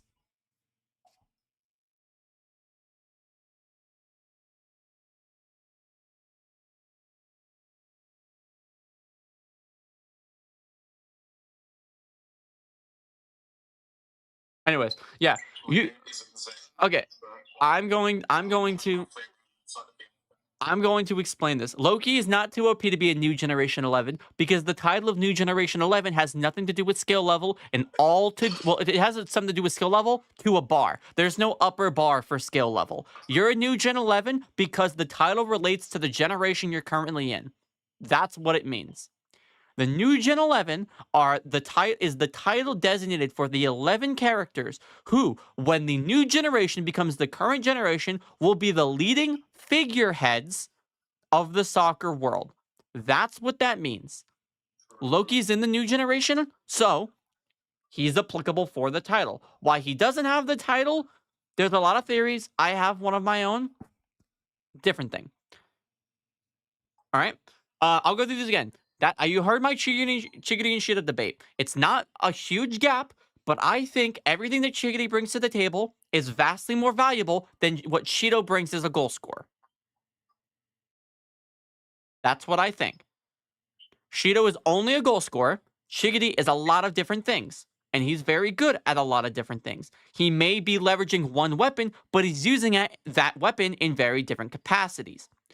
Shido doesn't use his weapons in these different capacities. If we saw more of what we saw from him in like the third selection, where bro is jumping high in the air to intercept passes, or bro is being very acrobatic with his passes, or just is doing overall teach him to dribble and he's over Chiggity. Teach him to dribble with substance and he's over Chiggity by far.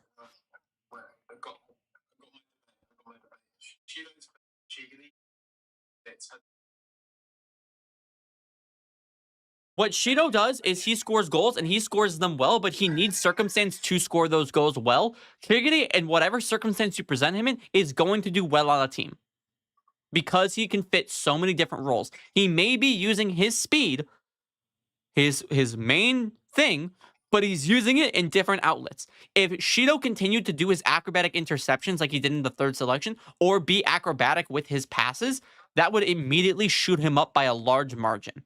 But he doesn't do that anymore. Anyways, Karasu is not captain material. I don't need Mr. Get Back to be my captain. Fuck that. Hell no. Ryo can copy the Kaiser impact, not necessarily the fast swing speed that Kaiser naturally has, but the technique that Kaiser uses to make that fast swing speed even faster. That's what he would copy, and that's how he would copy the Kaiser impact. Kunigami vs. Shido was incredibly written. I have a whole script if I need to go through this again. I think it's great because the narrative of Kunigami being overpowered, this hero becomes nothing in the face of this demon, is now getting his revenge on the demon in the exact same way. I really like that. Bunny, Sai, Kaiser, Lorenzo's the New Generation 11 order. Nothing against these characters. Bunny, narratively, we have very few panels of him, but what we know and what we saw of him scales him up that high. Sai, he's below Bunny because Sai sees Bunny as his goal through the narrative. He's looking at Bunny and he's like, I want to beat him. Likely that is the cause of him losing his dream to become a striker. Why would he not be superior to Bunny? Why would he not be below Bunny? Why would Bunny not be superior to him if he doesn't see Bunny as the goal? Kaiser's below Sai simply because Sai's narrative puts him respective over Flow State Rain, which we have from his Phantom, which we have from Rain's own interpretation of what we have as Sai. And then Lorenzo is over Kaiser because Kaiser is able to perform reflex times reflex and react to reflex times reflex plays that Lorenzo was not capable of seeing or doing. Lorenzo's very good in one-on-ones when it's man marking. Aside from that, he does not do well when it comes to pressing people. Kaiser had the ball. Ness had the ball. Lorenzo couldn't take the ball from Ness. He couldn't take the ball from Hirori. That's my ranking. Loki and Charles are both qualified to be New Generation 11 because they meet the standard that the New Gen 11 title fits. There's a bunch of check boxes. You have to check those boxes to be a New Gen. Loki and Charles check those boxes. Nagi should not go to Barcha. He should go to Manshan City. Manshan City is by far the best environment for him. Just take away Ryo, and it is the best environment for him. Not an environment with Ryo is a bad environment for Nagi no matter what. Manshan City, the environment of Manshan City is good. That's the issue. Now, I'll pull people up here. Now that you heard the basis of the takes, get in here. Jacko Man. Oh, shit. Plum, I meant to pull you up first. My bad. I'll pull you up next, Plum. Jacko, what's up? Oh, so we're echoing. Hello, hello. Yeah. I was just coming up here because I was talking about the reasons for Loki and Charles. for New Gen 11, I think it's because the New Gen 11 isn't supposed to be people that are leading the current generation. It's for the new generation. And Loki is already one of the figureheads of the current generation. He's going over here almost rivaling Noah and Mark Snuffy and those people. New Generation 11 is going to be for people in the future. And what I think for Charles is probably simply just writing reasons, how Loki discovered him.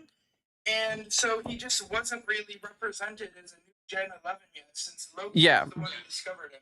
And he's relatively new to the scene as well.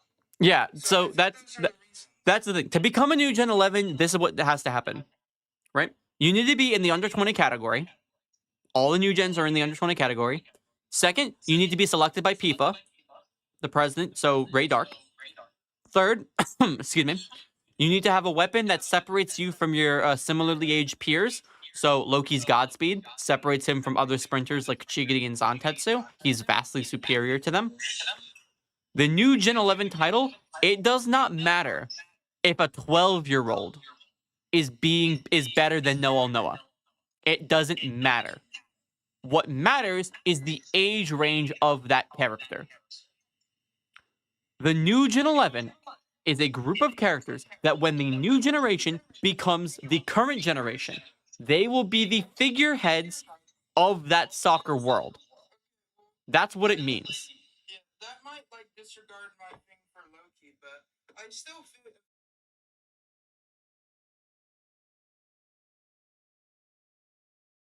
Yeah, Charles. Yeah, that's for Charles. I agree with you. The exact same thing. Charles. I believe that based on timeline wise, the new Gen 11 title likely was selected around 2 years ago in story, when Kaiser was around 17. That would have put Loki at 15 years old, and we don't know how soon he joined. Also, your mic is echoing really bad, man. You mind muting real quick?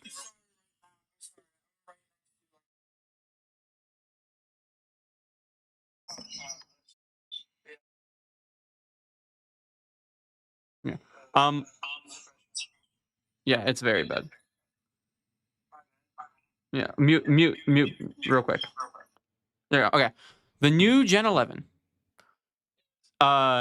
Likely based on timeline and what we know and what we've seen from Kaiser's Sai, was likely selected around 2 years ago in story. So when Kaiser was 17, Loki would have been 15 at the time. We don't know how long Loki has been playing soccer for.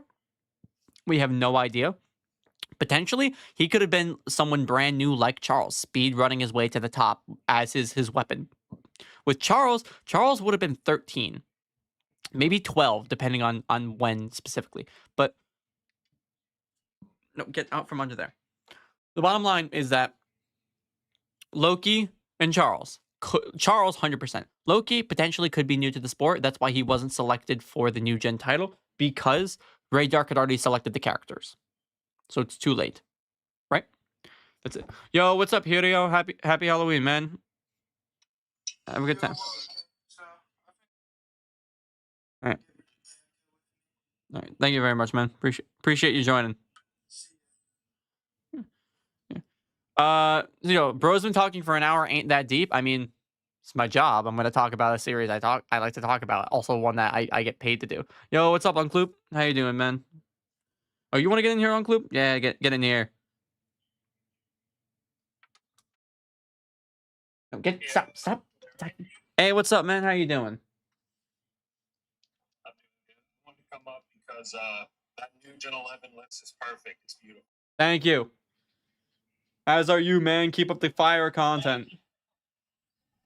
I'm sick and tired of people saying that Kaiser is better than Sai when they're just not true. Yeah, the narrative is very much so pushing for Sai to be above Kaiser. We'll need to see more. I think, here's the thing. I think by the end of the series, though, Kaiser will be the best new gen. I think Kaiser. I think best new gen will be Kaiser by end of series, but for right now, this is the ranking.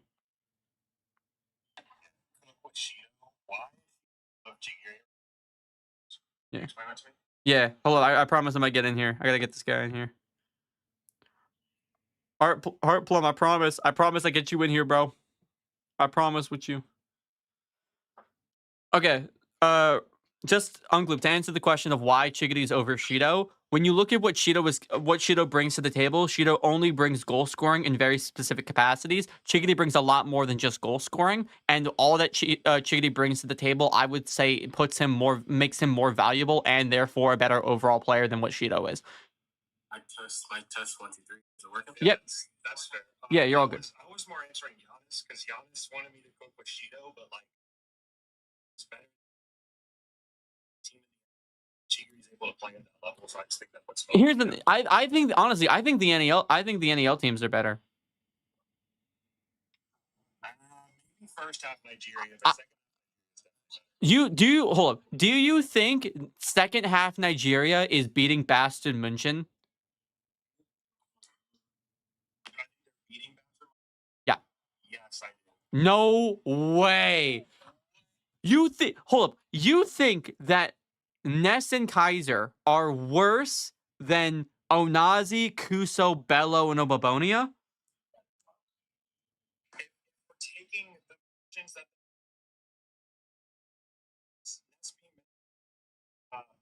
still holds him back, I think Kaiser disregarding this. Wait, are we taking? Hold up. But here's the thing: are we taking them at their peaks, the peaks of their performances? Like, okay, let's take Barcha. Let's take early Barcha. So no Magnus Kaiser. No Magnus Kaiser. Do you think do you think Kaiser, Ness, and Bastard München in the Barcha game are beating Nigeria? I still think they're still beating them. Hold up. Wait, what about the full teams? Do you think BM full NEL? So even though Kaiser and Ness are slacking, do you think if the Blue Lockers are on those respective teams, like are you saying like if we took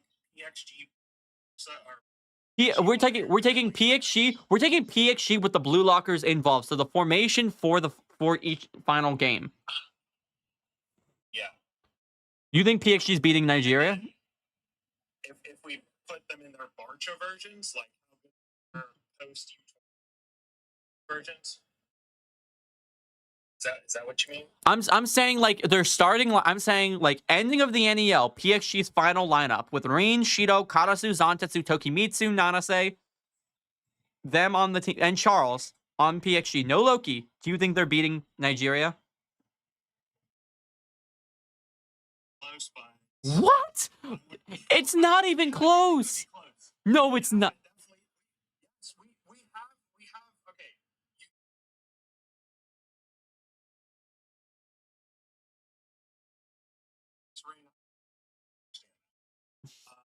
You have characters like Bello who are able to, and Kuso who are able to Don't even bring Bello in this debate.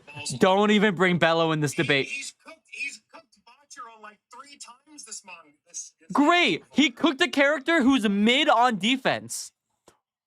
And then he's done nothing else of value. He has done the worst on he's done less for the Nigerian team.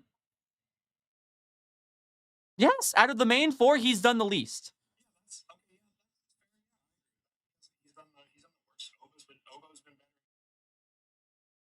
Bello, we don't even bring Bello into this argument.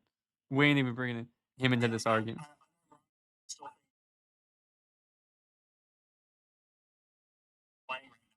Let's swap him in with, let's just say like, who you want to say in the midfield.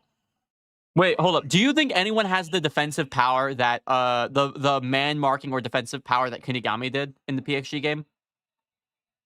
Do you think anyone in Nigeria has that potential?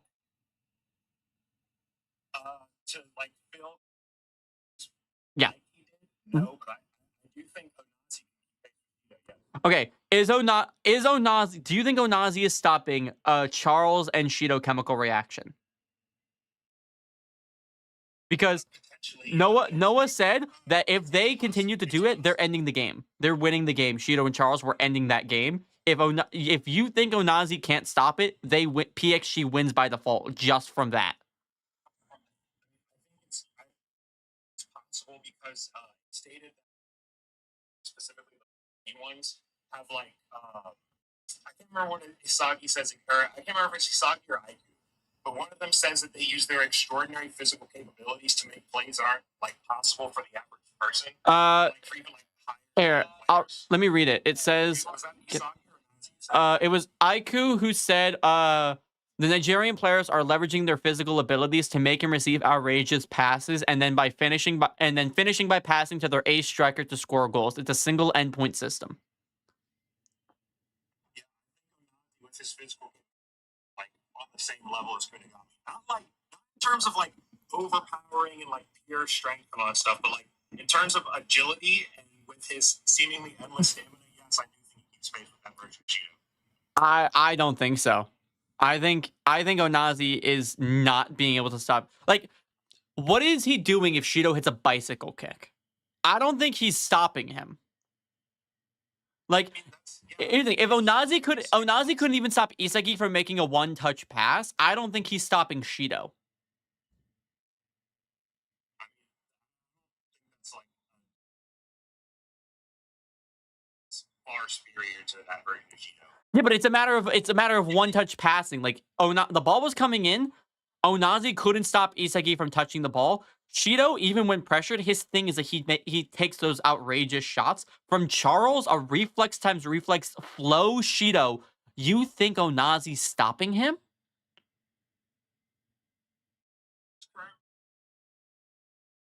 What? This physical capabilities, yes. What? That is wild. Yeah, physically, Onazi's a top 5 player in the series. Oh, get the fuck out of here. Physical standpoint.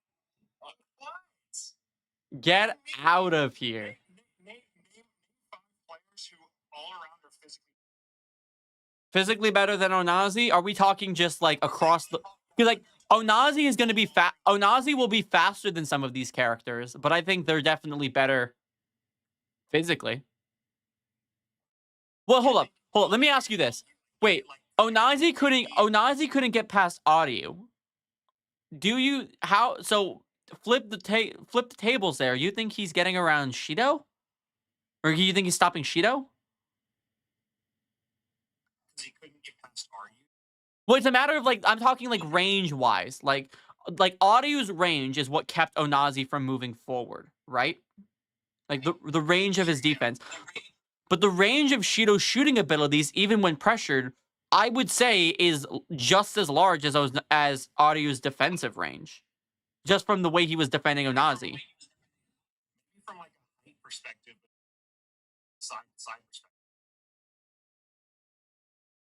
We're talking about like vertically, like Shido jumping and kicking the ball high up in the air. No, not height wise. I mean like length wise, like on the ground. Okay. 5 characters who are better physically than Onazi. I think the only thing that Shido would have is like his diving. But like if we're talking about like, volleys and going from side to side, I don't think it's right. I think when it relates to you, okay, so define physically better characters than Onazi, because like some of these characters won't be as fast as Onazi, but they'll be stronger than him. So like, what's the comparison? I'm willing to give Kunigami. Kunigami's physically stronger. For what we see, he can jump higher. But I mean, like, what do you mean by physicals? Because like, when you're talking about physical attributes like speed, strength. well, like Zantetsu's faster than Onazi, but like we don't know where Zantetsu would scale against the rest of them. That's why I'm like, does he have to be overall like? If a character is better than one character. I'm saying all around. Okay. I think there are 5 players all around more physically capable. Okay, Reo, Baro, Kunigami, Aiku, Raichi. I don't know. I think Onazi is faster than Baro, but I don't think he outclasses him in speed. Not speed, sorry, power. My bad. Yeah, you can give power. It's faster. It's better in the air, or like would probably have better feats in the air if you weren't doing anything. Because Baro's not that kind of player. Where do you think Kuso scales to him? No, well, I was gonna say Nico just to throw a fucking lob in there, but no. Because Nico was only overpowering Kuso because of positioning. So if you were to put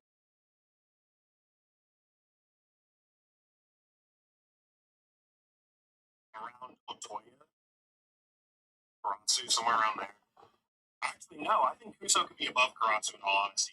We see that, like, when in the most recent chapter, Kuso just, like, blitzes Karatsu in the most recent chapter. Yeah. So, like, yeah. I would say they're relative, because Karasu was stopping Kuso, Kuso was blitzing Karasu. Like, they're both kind of going shot for shot.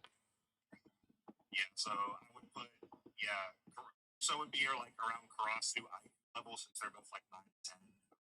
Even though I don't think the rankings are very accurate. I think the rankings are not entirely accurate because, as we know, other players impact the results of scores. You have the club value. You have the clubs that will impact values depending on the circumstances of the club. Like, I made a case that I think Shido's bid value was slightly inflated because of PXG's desire to make Charles and Loki, therefore make Loki the best, which would involve sparking and awakening of Charles. And since Shido does that, I think that they would definitely want him to some capacity. So I think they definitely put him a little bit higher for that, just off of deduction. But it's touch and go.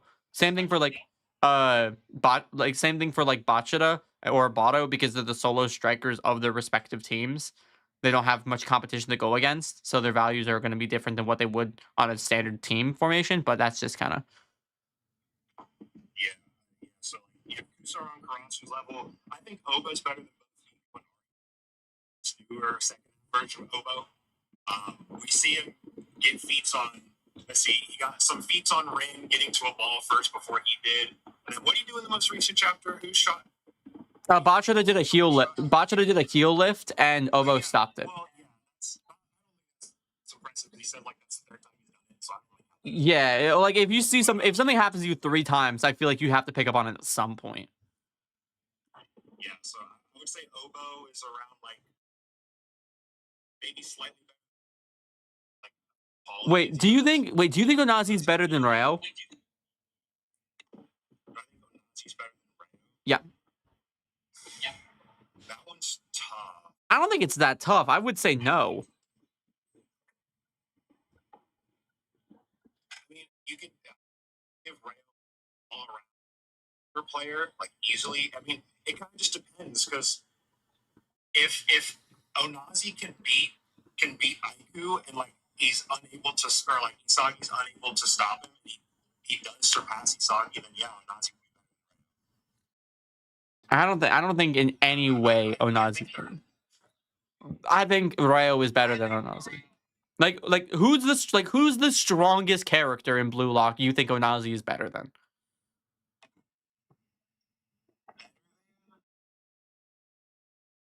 Honestly, Chigiri, I think he out. Oh, get the fuck! All right, I'm kicking you out of here. What did Chigiri do this game? Yeah, but just because he didn't do good this game doesn't negate everything he did in recent matches. Yeah, that's true. But if you switch Onazi, Chigiri's position in the NEL, his current version. I don't think so. Better than Chigiri. I don't think so. Make this a video. I need to see your community's opinion. This video. I need this. Yeah, or just in general, like, who's the strongest character? Like, what characters in Blue Lock do you think that Onazi's stronger than? And you basically go through, like, if you think he's stronger than Chigiri. I can do it with all of them. Yeah. You think he's better than, like, you think he's better than Kunigami? Onazi better than Kunigami. Chigiri and Kunigami they're really close. They're like narratively equal to each other. I think there's like narrative I can't think of the word. Narrative. They're just equal. I think they're just narratively they're equal to each other. I don't know. All right. You have any more takes? Because I promised Hard to get him in here. Yeah. Sorry, Hard. You're all good. But yeah,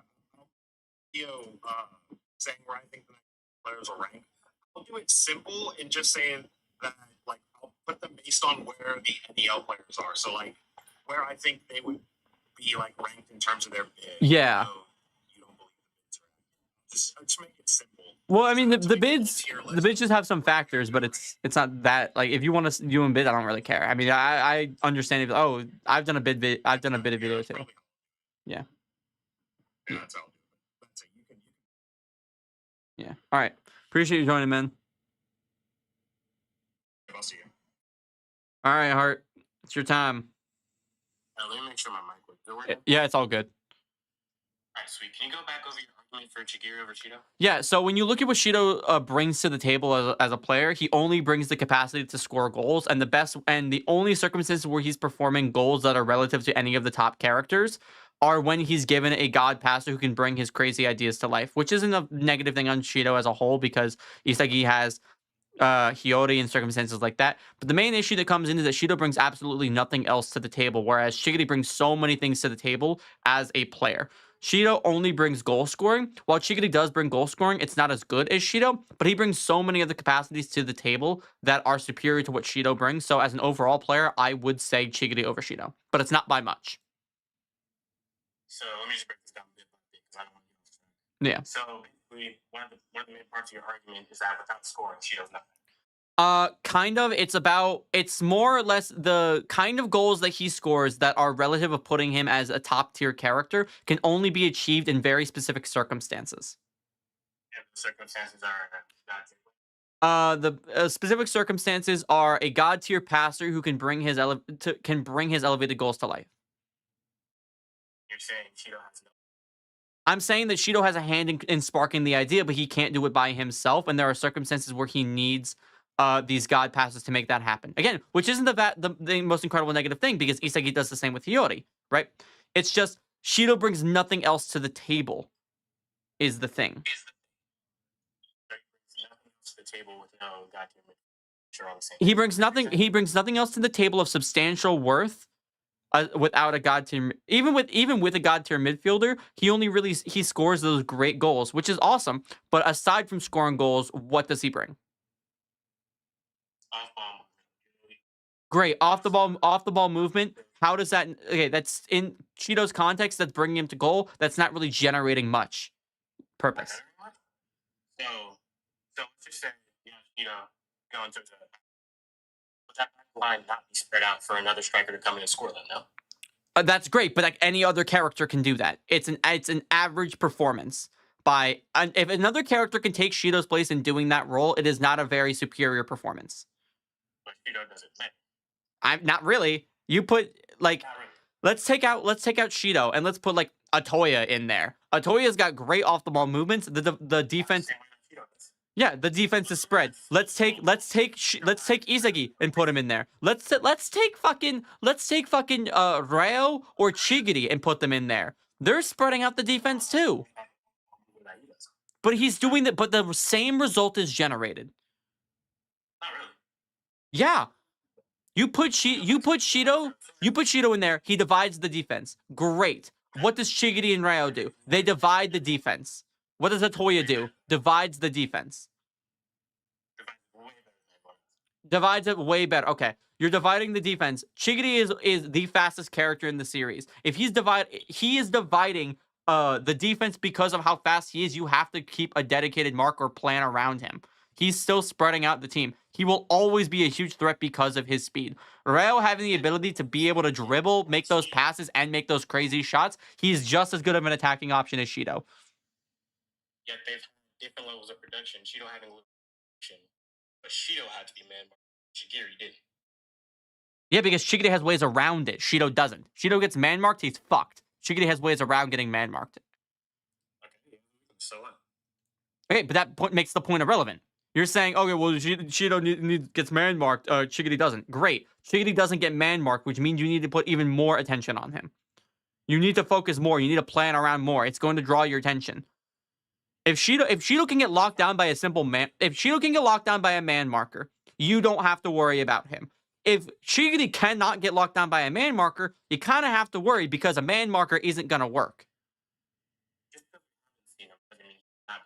So you're saying that Oh, by the way, I'm saying Chigity's the fastest. In BLUELOCK is in the project, not the series. I hate how they call the project the same thing as the series because I have to specify in these kinds of things. Loki's faster than Shigity. I'm talking in the scope of not the series, the project. In the chat, by the way, not you. yeah, so you're saying that it's a little more impactful to need a defender glancing at you every 2 seconds. If that's more impactful than having a whole defender dedicated to you for most of the game. I'm saying, but but we're taking the point of you said divide the defense. Okay, your defender is not who's going to be marking you. It'll be like your defensive midfielder, or like you're just like what Kodansha was doing or what Kunigami was doing. They're a defensive midfielder. But either way, like we saw, an offensive player can come back to drop, right? And great, a man marker, but you don't have to worry about him. You have that one respective player. You're going to be stressing a lot more with Chigity than you would with Shido, especially off the ball. Unless there's a genius midfielder, then that's where the issue comes in. That's where the issue comes in. What, Chigity? Yeah, you have a golden zone. We've seen it with. You have a goal. Just meet him there. And he's what's that? Yeah, but you have to go into the assumption that all these defenders know exactly about this golden zone. And even then, Chigity, that's for shooting, that still makes him a passing option. And that brings it back to the same kind of circumstance, which is more value than Shido. Because if Shido gets the ball and he gets stopped, he can do really nothing of value there. He would need to take an immediate shot, because that's as we see Shido do. Once he gets the ball, he instantly shoots. Instantly. If he doesn't and he traps the ball, he's very subpar. So you have that circumstance of where Chigity gets the ball, he gets stopped from entering his golden zone. Great. Chigity is still a very good crosser, and he can still make those crosses, which is another value over Shido. Because if Shido gets stopped with the ball, he's screwed. If Chigity gets stopped with the ball, he's not screwed. Because he's got great speed, great dribbling, and great passing.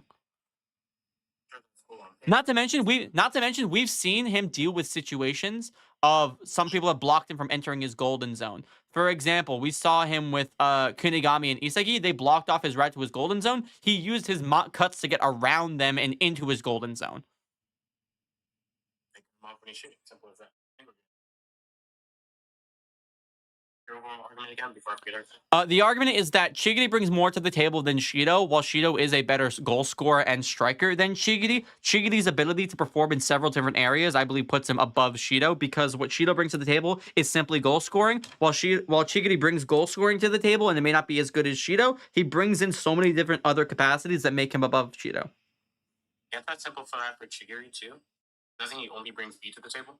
His speed is used in different capacities. That's not the same thing. If Shido was using his acrobatic ability to make interceptions or make these crazy passes while he has... If someone has to cut him off and he goes to shoot, someone, like, stops him. If he immediately makes a good pass like that, then you can make that case, sure. But Chigity is leveraging his weapon in different areas.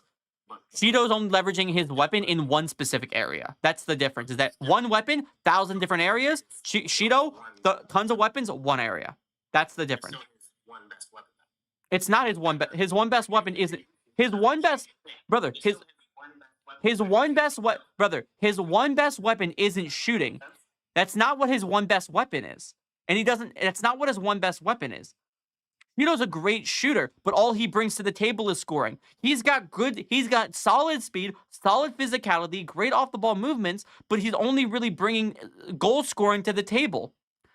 Chigity may only have a decent... Chigity may have one... Chigity, you can argue, will have only his speed, but he's leveraging that speed in different outlets, which makes him more valuable. Because, okay...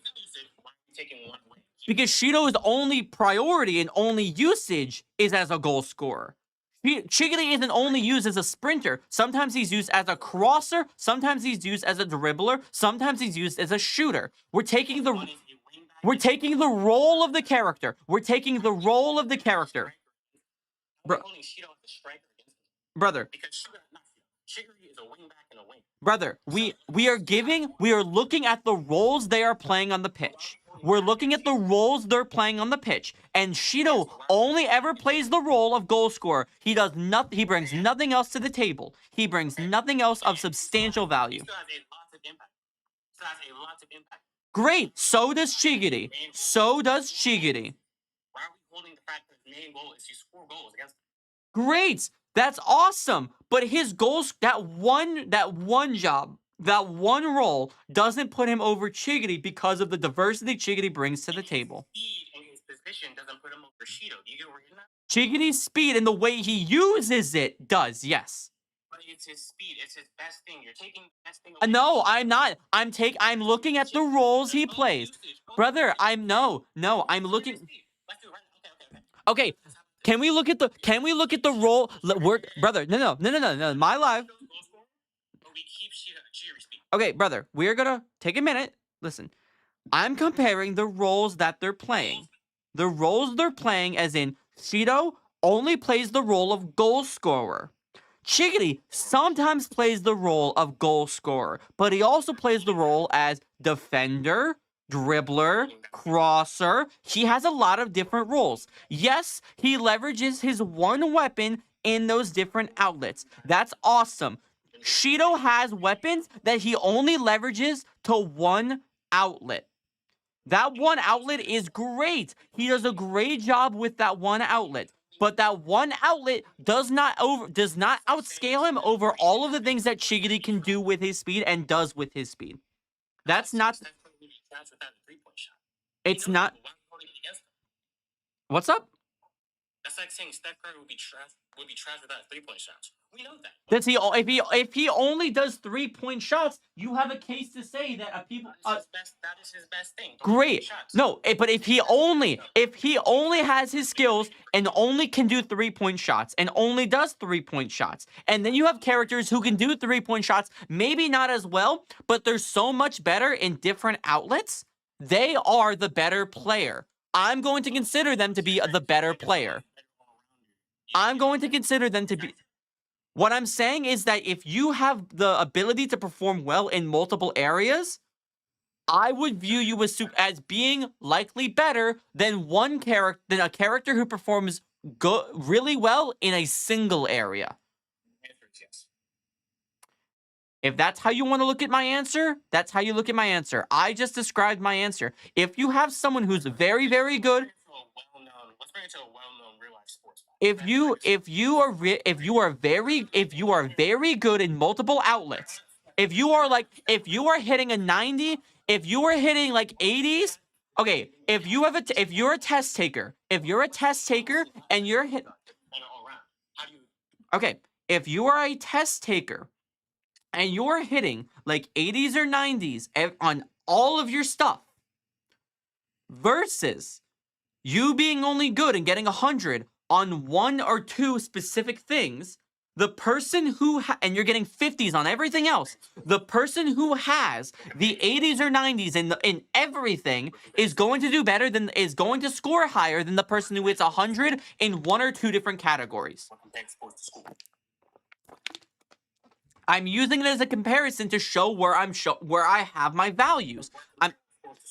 I'm having my values of if you are very good in the majority of different outlets, I'm likely going to scale you higher than someone who's good in specifically one outlet. I'm going to consider you better than someone who's good in just one outlet. And that outlet is circumstantial. So, once again. Okay, just don't fucking take what I'm saying. Okay, just don't even listen to what I'm saying. Because it's a valid comparison. If you're going to treat everything I'm saying as it's not a good comparison or it's just an irrelevant point, I can just drop you from this and I'll get some more people in here. Listen. Let's agree to explain it instead of talking over it. Let me explain it. Brother, I have explained it clearly. All right. Let me explain this to you. Go ahead. We can go back to actual sports comparison, right? Actual sports comparison. This time we're going to go to the NHL. Alexander Ovechkin, one of the best of his era, right? I don't know much about hockey, so I'm not goal scoring and physicality, and yet he's one of the best. How does that make sense using your logic? There are so many all round. Yeah, Ovechkin is one of the best when all these guys goal scoring and physicality. Again, who you can? I'm looking at it like this: Chigiri and Shido. Shido's a very good goal scorer.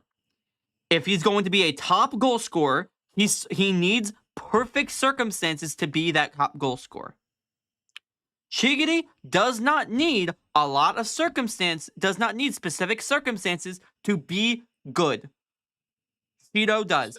Let's take the NEL. Do you think Shido is hitting the value that he's hitting without Charles?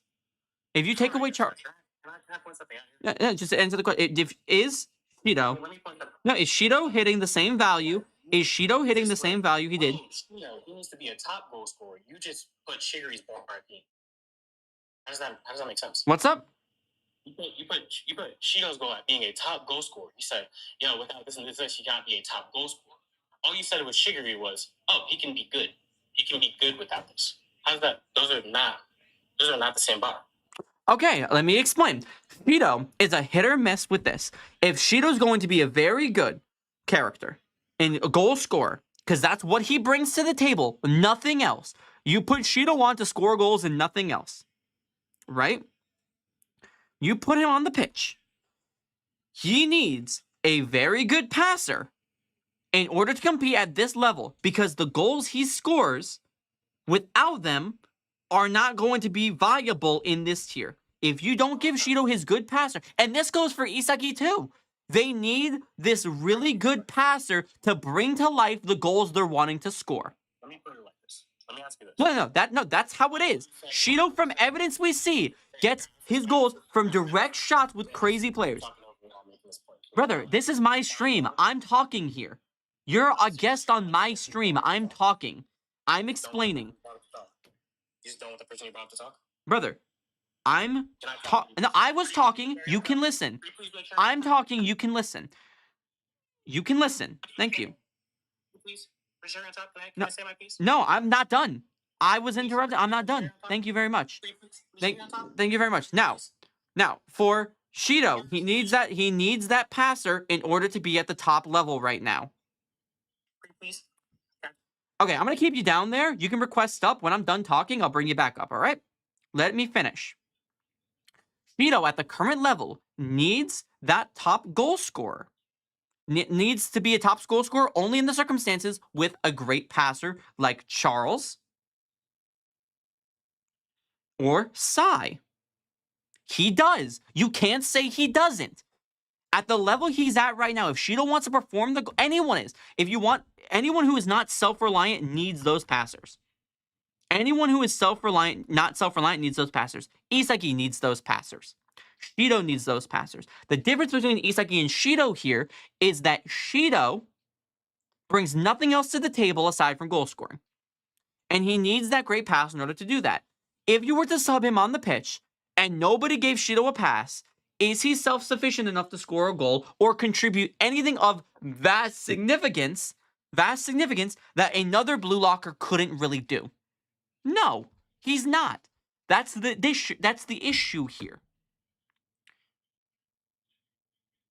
That is the issue here. That is the big issue. Shido only scores goals.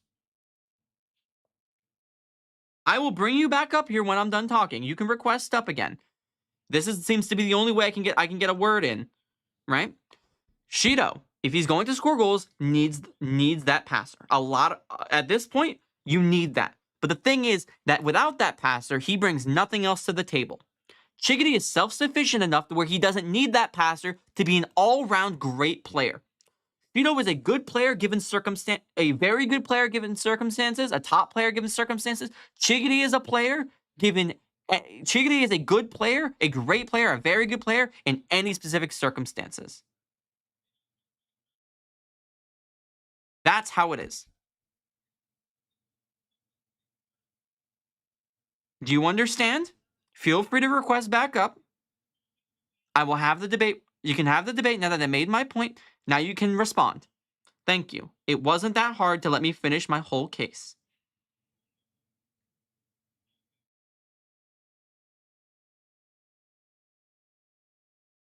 Request up. I'm happy to have you here. If you don't, I will pull someone up here. If you do not wish to come up here and request. Chigiri is a pace merchant with decent finishing. Okay, Shido's a midfielder merchant with decent finishing. There you go. There you go. Now, I'm gonna give you a minute if you want to request up here. You are happy to come back up here.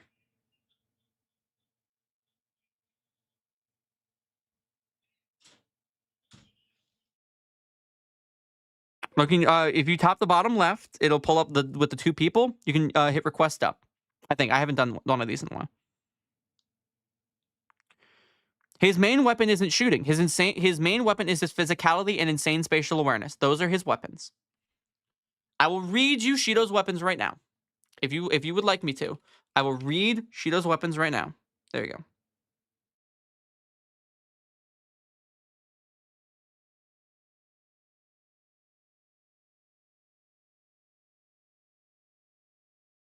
Hey man, real quick, before we start this, I want to say I apologize for getting worked up. I'm gonna let you finish your whole point. Once you finish your point, let me know. Be like, all right, I'm done, and then I'll say my piece. I will not talk. I will let you get your word in. All right, go ahead. Yeah, it's my Yeah. So one of the things that you're saying that so you straight up mediocre, but when you see mediocre, just straight up mediocre. Do you want me to respond or? Yeah. Okay, so Shido himself again isn't mediocre. I still think Shido's top 10. And when I'm scaling this, I'm putting Chigiri at like 90.5. Shido is like a 90. They're very close. I'm putting this out there. They're very close. When you look at Shido, at the level he's playing at, how I look at it is if you took away Charles, what is Shido still hitting at that same relative level? Like, my thing is, when it comes to Shido, he needs these people, and it sucks because Shido was written at the beginning so fucking well. And I wish they continued that route of him being able to create these goals without the need of being able to work with people to create insane goals without the need of a genius passer. Because if you take away Charles, I don't think he's scoring his dragon header in the same way he was. And it sucks because I wish Shido would be able to create circumstances for himself to score these goals, and he just can't.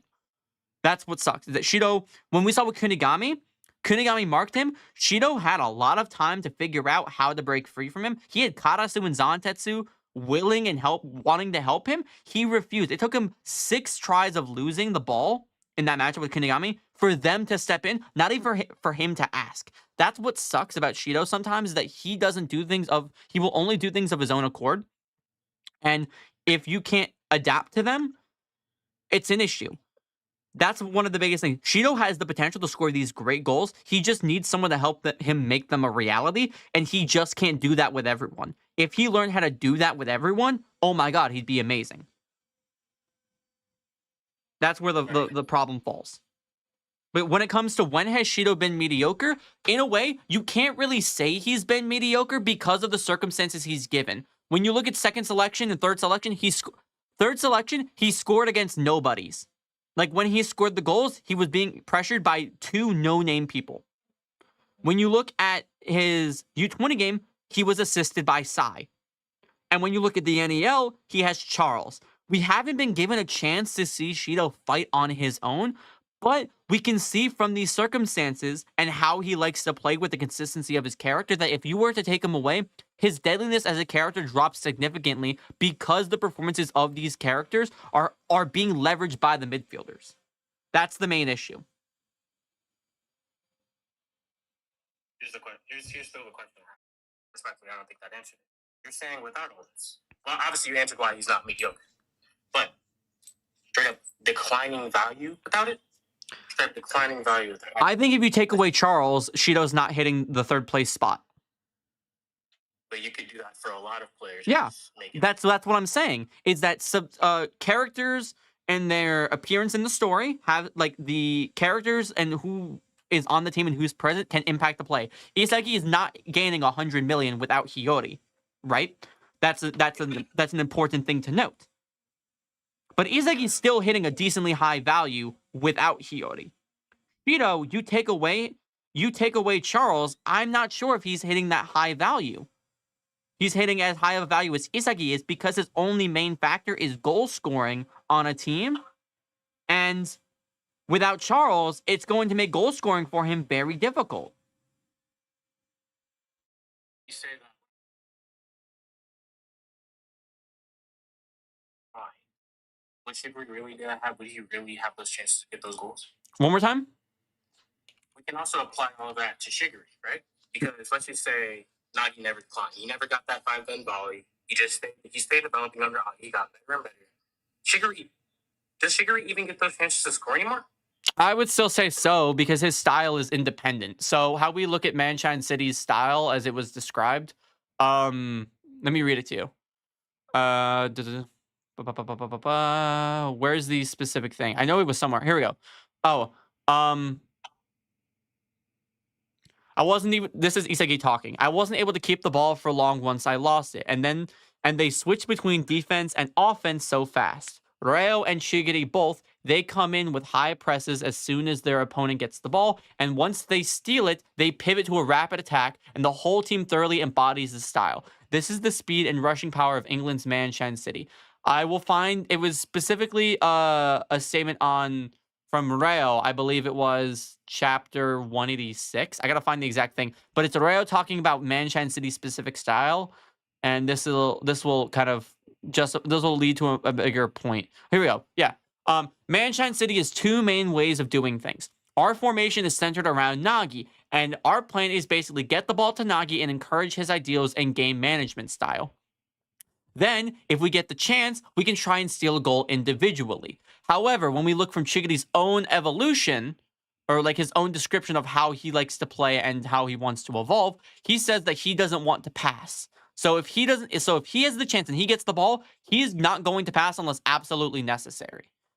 In that case, the formation is still set up around Nagi, and Chigiri by himself, even if Nagi starts to do well, he will still be performing at his quality because, let's look at this. We don't know if he scored a goal in Ubers, so I'll admit that. But he scored a goal against Bayern München. If we go to PXG, he still scored a goal there. Even if Nagi scored one, Chigiri still will have scored a goal, right?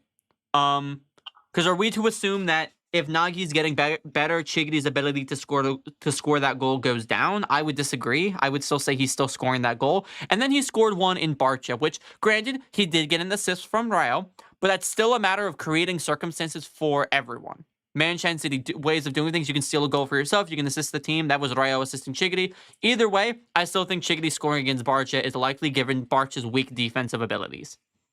So I would say Chigiri is still performing at a relative level to where he is, even if Nagi's doing well. And I can say that with certain based on his individual talent, style, and performances, as well as the goals we've seen him score. I don't agree with that, mainly because I don't see guaranteeing as much touches on the ball, right? So I would say it's not as like, oh, he's gonna hit the same value. But I'm saying the decrease is only minor.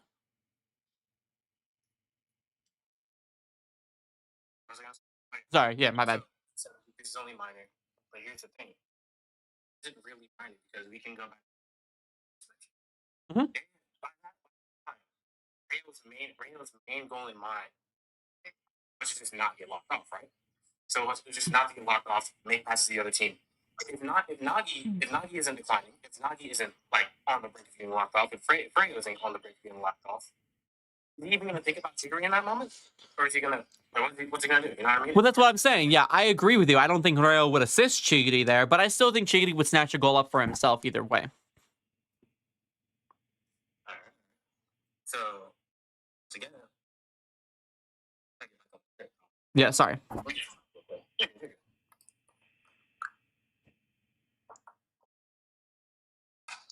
Damn, I got caught in the mic. Damn. Yeah, so once again, we both agree that Chigiri won't get as much touches on the ball. Mhm. We're just making sure we're just getting everything right. We both agree that Chigiri won't get as much touches on the ball, right? Yeah.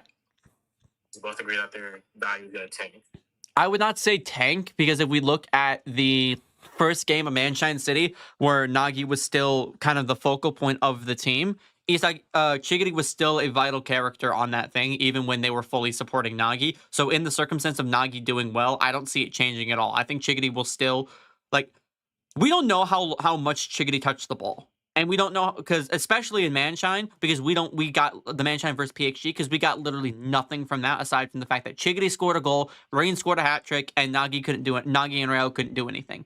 That's all we know from that moment, from that game. really. So we don't know if Nagi were to awaken there that Chigiri would have gotten less, that Chigiri would have got lost times touch the ball. It could have been a situation where PXG was just dominating and there was a moment where Chigiri was able to snatch it away.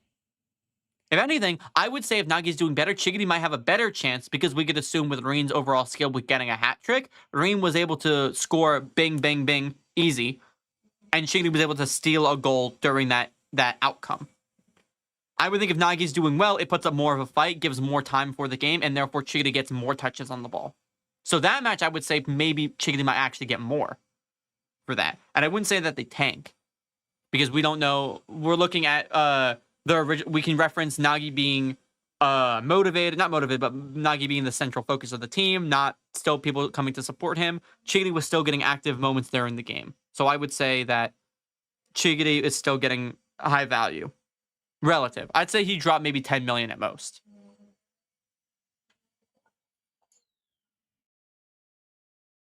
I'm trying to say this without sounding straight, but he still drops, huh?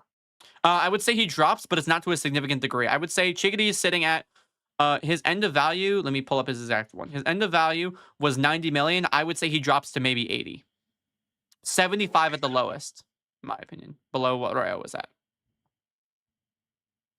And what makes you so positive that Shido is going to compare to me? So Shido's greatest thing that he's contributing to the game is scoring goals. Chigiri gets his values as we see from the Manchan game, and we can say that's consistent across the board. Chigiri does so much with his speed. He does vastly more with his speed and is contributing vast factors with his speed. Shido really didn't do that much with anything aside from goal scoring that wasn't substantial. So I would say that Chigiri's ability to dribble on his own, dribble through teams, score goals independently, I think that would lead to a less significant decrease than taking away Charles, the factor which led to Shido scoring those goals. I would say you take those away, Shido drops significantly. Because, like, let me ask you, how much do you think the Dragon Header goal in PXG was worth? I don't know, no idea. Okay, well, let's say Shido went up 60 million. Would you say that the Dragon Header goal was at least half that? Yeah, like that one goal. If Shido scored that goal and then got subbed off, that goal was at least maybe 30 million. I'm gonna say at least 30. Okay, at least 30. So we'll take 30, right? Or even if it's like someone in the chat saying 50 million. So I don't think Shido's scoring that goal without Charles. Really, do you think, like, the thing that caught them off guard with Shido was how fast he scored that goal with Charles? If Charles isn't there, I don't know what circumstance is going to let him score a goal that easy. Not saying the same thing flipped around, though. Charles doesn't get that assist if Shido doesn't run. Yeah, but that's the whole thing, is that Charles isn't there. That's the whole fact. I'm saying if you removed Charles and you made both characters independent on their own, Chigiri's value is going to be higher because Shido's style, what Shido brings to the table is highly skilled, but it's in the requirement of another player to make possible. So just to simplify this for me, you're saying he's not making big goals with no playmaking? I don't think he's making the goals that are worth as much value without a playmaker. I do not agree with it. Can you give me a goal that he scored that is of high quality relative to Dragon Header, Dragon Drive, or Big Bang Drive without a good passer? That, like, okay, you think it's at least 30 million. What goal in the series from Shido do you think would give him a 30 million yen bid? That he would be able to score at this point in the series? Because I don't think there is one. Because, like, Big Bang Drive doesn't count as assist, no? Kinda. Okay. Big Bang Drive. Well, we can leave Big Bang Drive. If you want to mention Big Bang Drive, but there were extraneous circumstances which let Shido score that goal. First off, no one was back. Second off, the goalkeeper came out of the net. Shido didn't create those circumstances. Sai did. Sai sent a pass that Shido could run to and baited the goalkeeper out. Ball goes up. Yes, Shido scored the goal, but circumstances were created for him.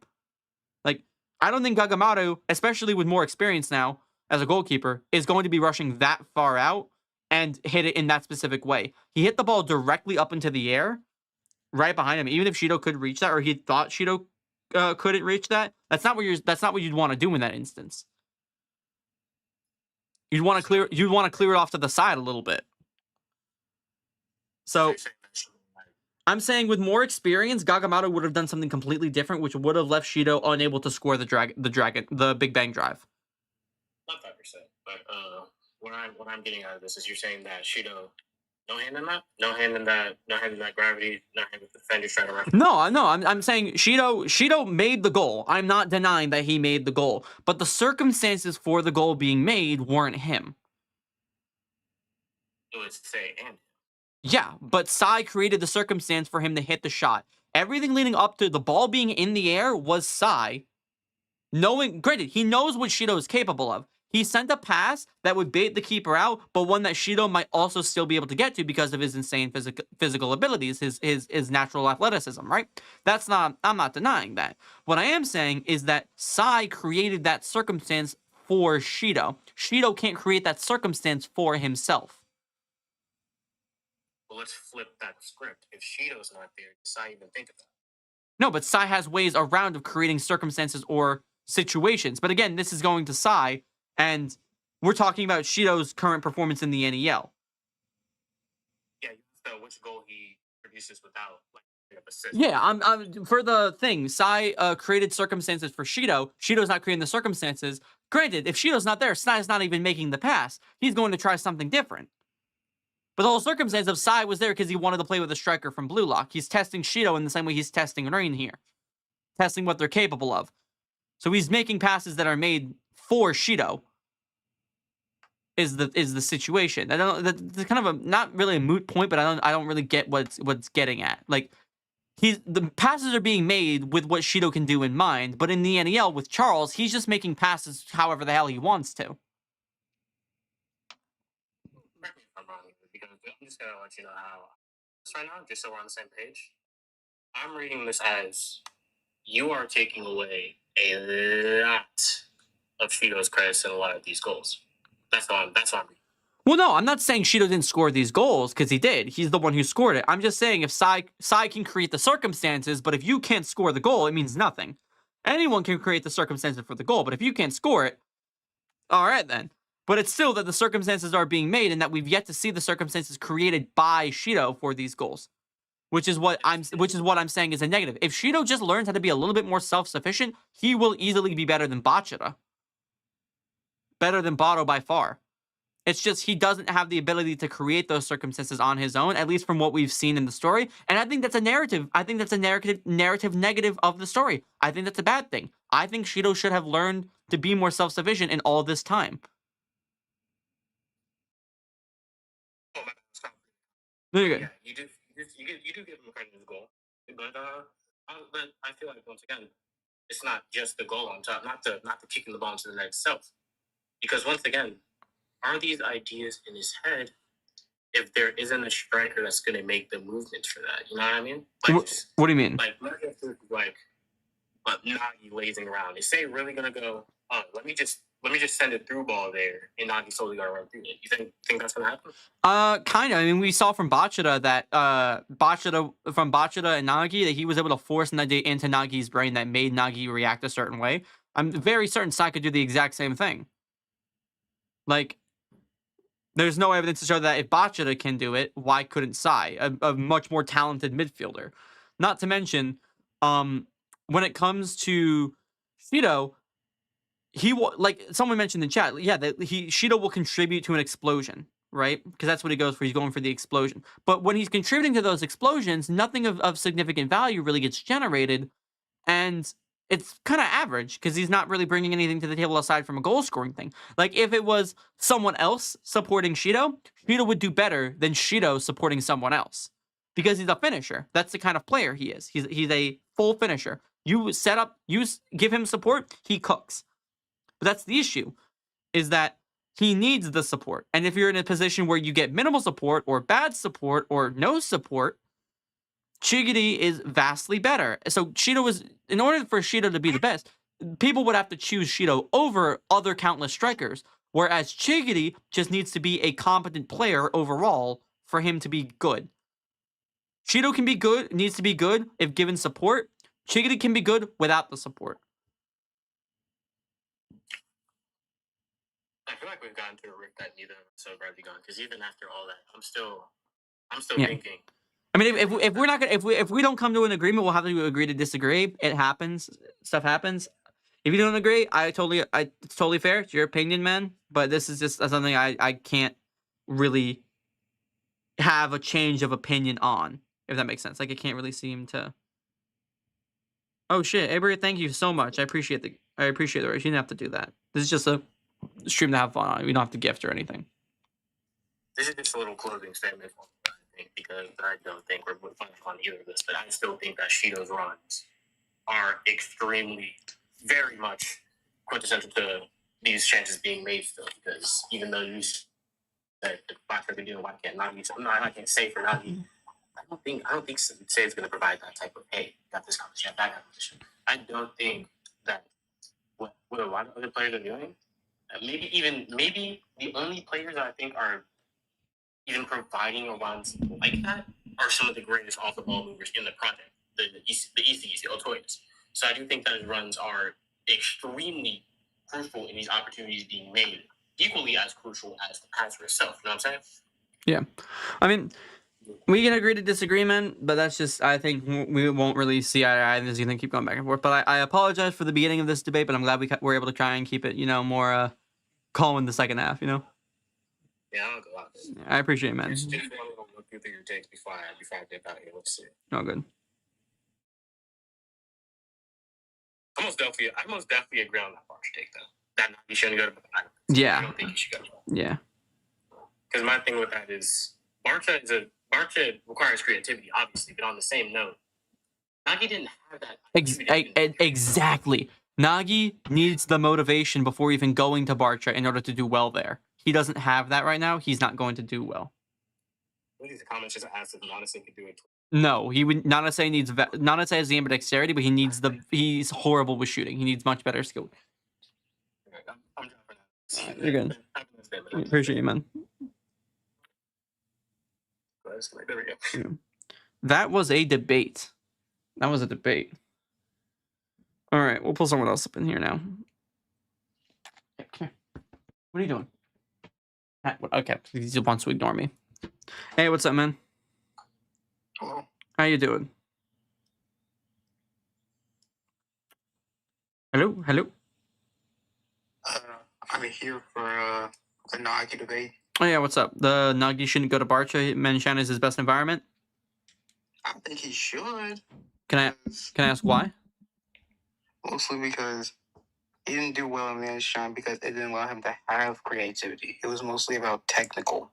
See, that's where we disagree. Nagi was having creativity at Manshine. It was Ryo who took it away from him. Manshine is the best environment for Nagi, but if you take away Ryo, it's not Manshine's fault. Ryo was there. Ryo being there killed Nagi's environment. But going to Barca, the thing is, Lavinio's not going to play Nagi if he doesn't have any originality to begin with, and he's unmotivated. He has no originality. I'll pull up the panels again if I need to. In chapter 179, it's a conversation between Chris Prince and Nagi, right? And Nagi said, and Chris Prince asks, "What's your ideal style?" He says, "I want to beat Isagi." And he says, "BLUELOCK star Yoichi Isagi, huh? Is he your rival?" He says, "Well, I guess so." He goes, "More concretely, how do you imagine beating him?" Imagine. I don't know. I just don't want to lose to him. That's not enough to become the world's best, I haven't thought about becoming the world's best yet. I want to beat Isagi. That's it for now. Nagi has no originality for himself. He has no idea how to get what he really wants. He just wants to beat Isagi. That's not an originality, and Lavinio would not respond to that originality. He'd be like, "All right, well, that's a trash originality. Come back when you get one." Nagi wouldn't come up with one. He had no push to. He would have absolutely no push for himself to figure out his own originality, because Nagi only experiences originality through restriction or through falling back to Ryo or Isagi like he did in the Manshine game. He has no originality for it. If you take away his originality, he has no originality when it comes to pre-NEL. He just wants to beat Isagi. Lavinio wouldn't respond to that, and he wouldn't play him. At which point, it'd be the first game where Nagi isn't played. They'd see that they're playing against Isagi, and then boom, Nagi would be unmotivated for the rest of the time because he couldn't beat Isagi for a long while. He'd drop out. You have a point. It's just, but then how did Jakiri go to Manshine? Chigiri? He's original. How did he not go to Barsha? He's completely original. Because he wanted to improve it. Because Manshine City is all about speed and rush. Specifically, what drew Chigiri to Manshine City, was he says, I'm going with England, the place that tests your speed. I want mine to be tested there. He chose that not because of originality, but because he wants to improve his speed. That's why he went there. But I still have one specific reason why Nagi would do better at Barsha. Why? Because Barsha relies more on dribbling than it does technical play. That means nothing if you don't have originality, because Lavinia won't even play him.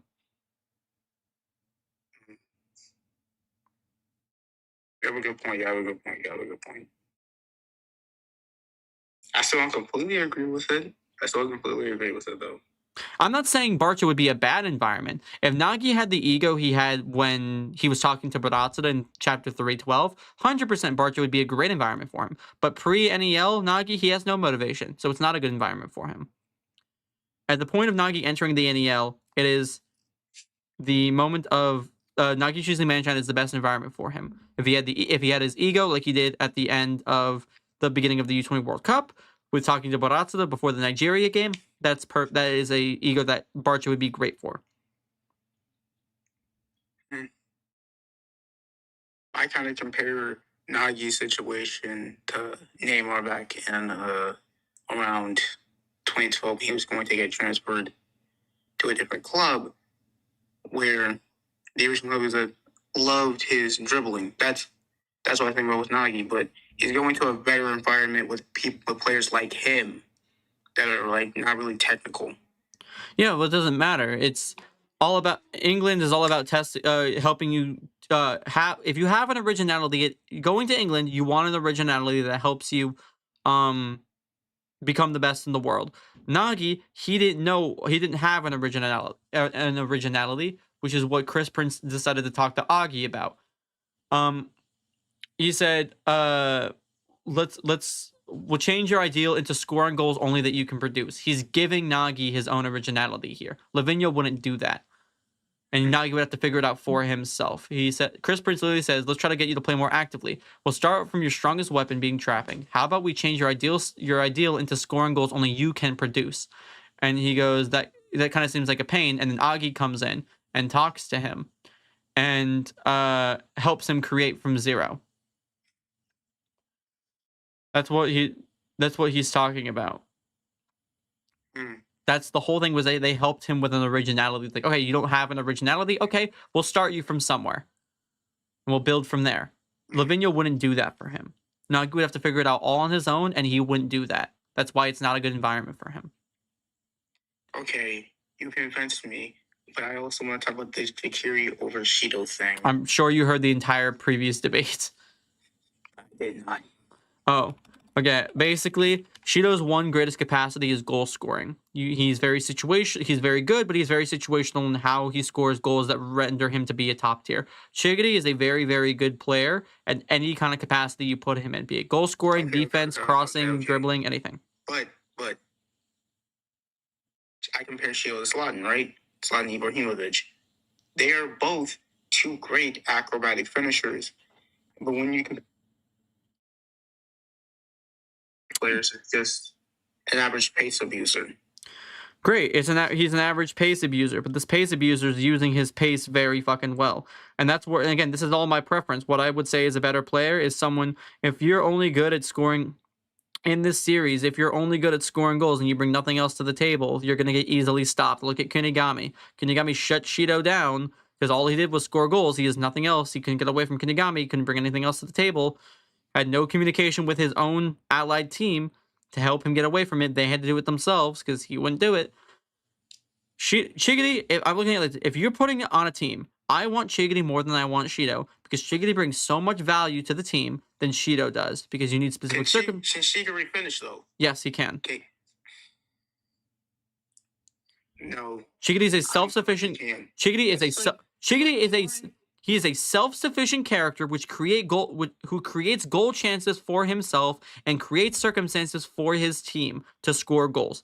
That is what a striker is in Blue Lock.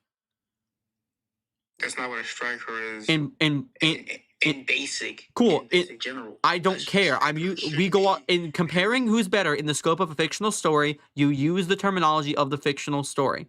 In Blue Lock, if a striker is someone who can not only score goals, but create circumstances for his team to score goals, that is what a striker is. That is what it means to be a striker. And if you can do that, and you can do that well, you are a striker. Shigiri? I don't think he personally has better finishing than Shido. I don't think he does. I don't think he is better finishing than Shido. I think he is great finishing. I think Shido's is better. That doesn't change the fact that in every other element of play, Shigiri is great. Dribbling, passing, defense. He takes those over Shido. Definitely not dribbling. You think Shido has better dribbling than Shigiri? Yes. Why? Name me a Shido feat of dribbling that puts him above Shigiri.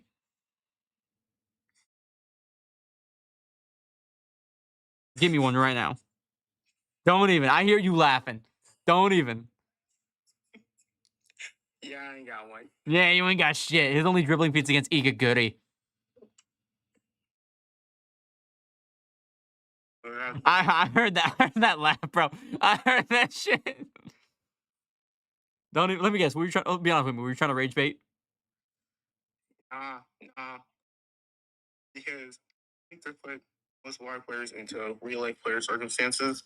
So I was mostly comparing Shido to Zlatan. Yeah, that's fine, but we're also going off of what I believe is a better character, and I think while Shido is great for scoring goals, if he does not have a great midfielder to support him in scoring those goals, he brings absolutely nothing else to the table, whereas Shigiri, even if he's by himself, contributes significantly to the overall scope of the team and their offense and defense.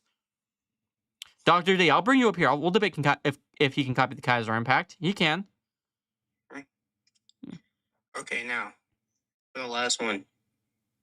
I do not believe that we should take Kaiser over Lorenzo, personally, because we did know he personally beat Kaiser at some game. He was marking Kaiser. I wouldn't say that's necessarily beating him. If that's the case, then Kunigami's better than Shido.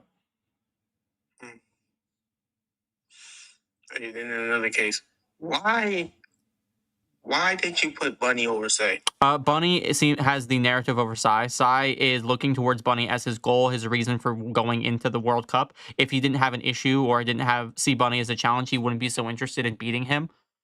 He's not scared of Bunny. He's using Bunny as motivation. So he's using Bunny as his goal. If he sees Bunny as his goal, why would he not see him as superior to him? He isn't superior. Plus, we've barely seen any actual chapters of Bunny playing. We saw him play once.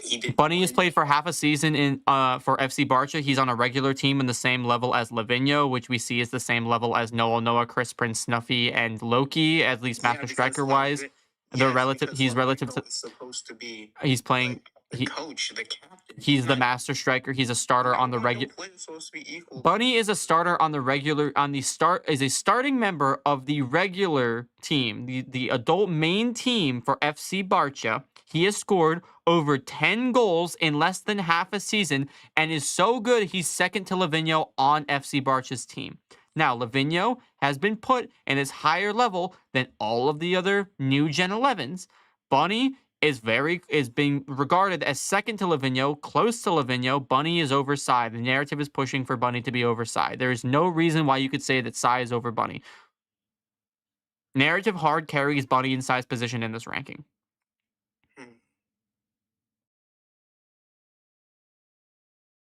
These are all on point. I literally cannot argue. You're welcome, man. Well, I'm gonna get going then. No problem, man. I hope you have a good day. You too. All right, see you. All right. Does anyone want to get in here and debate the Kaiser Impact one? I very much so want to talk about the Kaiser Impact one. If anyone has an issue with the Kaiser Impact, you're free to just say in the chat if you request, I'll pull you up immediately. All right, get in here.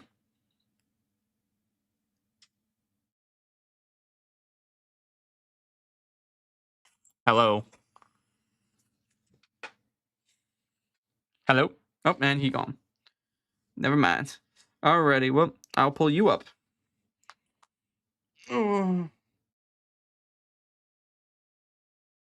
Hello. Hello? Hey, man, how you doing? I'm doing good. All right, so you see the takes on screen. Which one has your interest, or you got to take it your own? I have my own take. Oh, bet. Hit me. So I believe that Igaguri serves no purpose to the story of BLUELOCK and should have been eliminated that very first time. Thank you. He brings nothing. The only thing he was used as was a narrative point for Isagi. Yes. The only reason he was in the story was so that Isagi wasn't seen as the worst player in BLUELOCK. Yeah, I agree with you on that. He's comedic. He's comedic. He was what's it called? Not fan service. What's the when you're just there for comedy? What's the character called? Comedic relief. Comedic relief. Thank you. That's all he was. He wasn't very good comedic relief either. If I'm being honest, I didn't find him funny. Yeah. Yeah. But yeah. If that I believe the dude that was eliminated instead of Igaguri could have been a way better player. Yeah. Naruhaya, yeah, I think he would have been better. Especially since he was the best player in that group. Yeah, Kira, yeah. I agree. But yeah, is that the only take you got, or you got any questions up here, or what you got? Nah, that was the only take I got. Oh, no problem, man. Appreciate you sending the rose earlier. I mean, you didn't have to worry. All right, have a good day, man. All right, you too.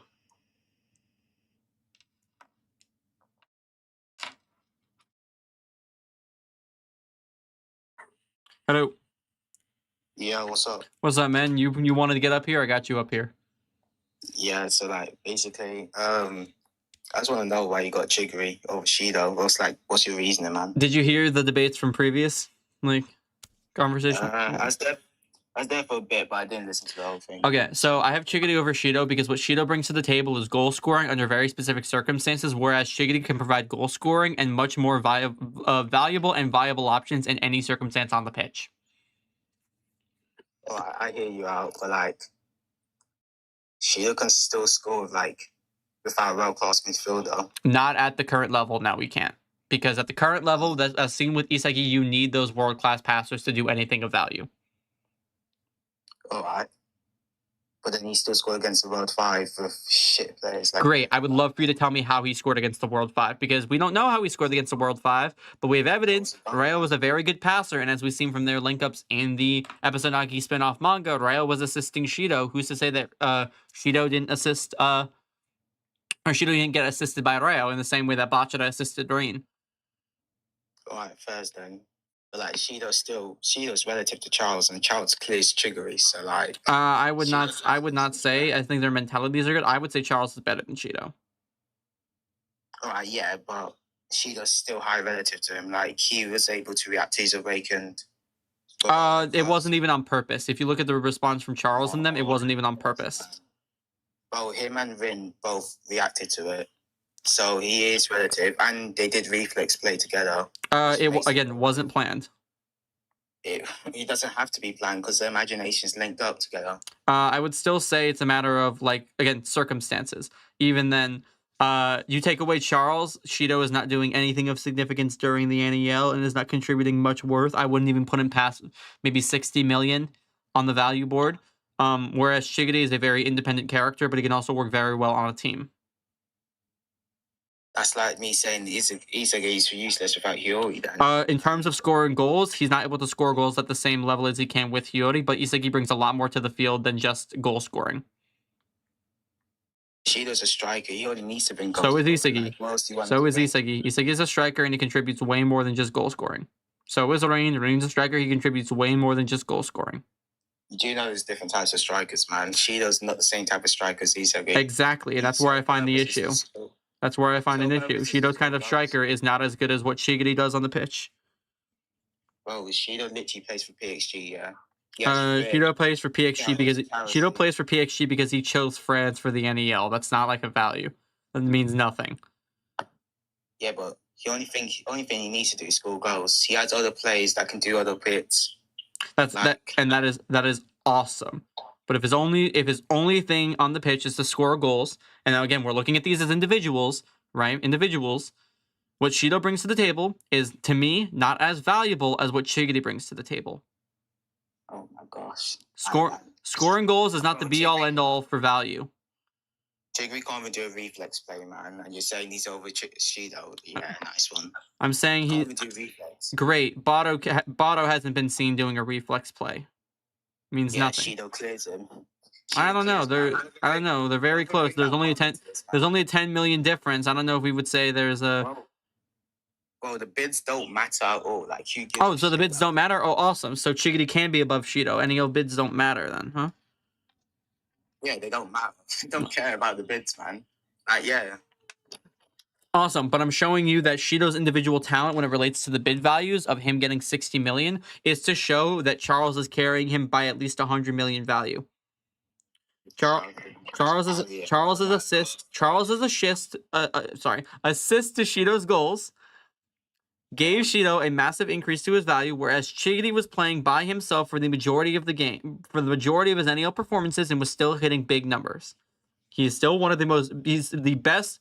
When you look at overall, Shigiri is by far one of the best overall characters in the series.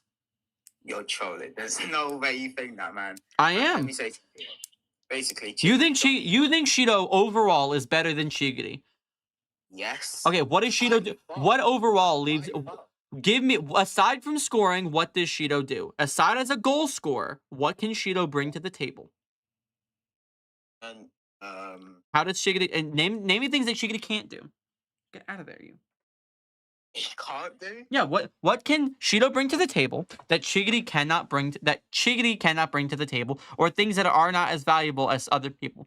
Because Shigiri's crossing, dribbling, and defense and ability to score goals outweigh Shido's ability to score high-level goals under very specific circumstances. Wow. Shido's a striker. Defense does not matter, man. Really, because we've seen our strikers fall back multiple times in this series. Several times. Look at Onazi, look at Isagi, look at Rin. They fall back all this game. Yeah. I'm well aware we still got defenders in football, so great. Fine. Great. Absolutely means nothing. If Shido's only value as a player is scoring goals, whether he's a striker or not, I'm going to put a winger with value that lets him score goals. Maybe not as well, but still score goals and do vastly other things of importance on the pitch. I'm going to rate them higher. I'm going to consider them to be better. So if you got Shigiri over Shido, that means you got Shigiri in top 3 in BLUELOCK facilities then? Is that what you're telling me? I would say probably not. I think overall the things that Rin, Isagi, Bato, Bachida do, I would say are likely better than him. So you got in top 5?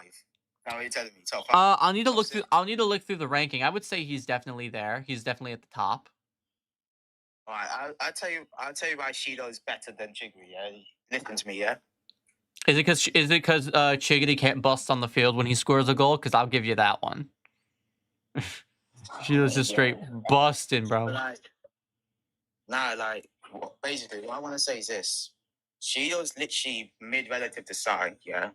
No, not at all. Yes, he is. Sai is.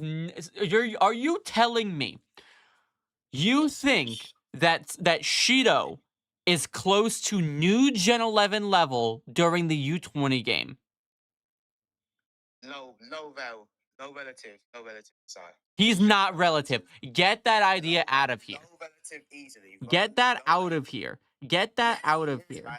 Bro, trust me, man. So you agree? Wait. So do you agree with my ranking of the new gens of Sai, Kaiser, Lorenzo, that order?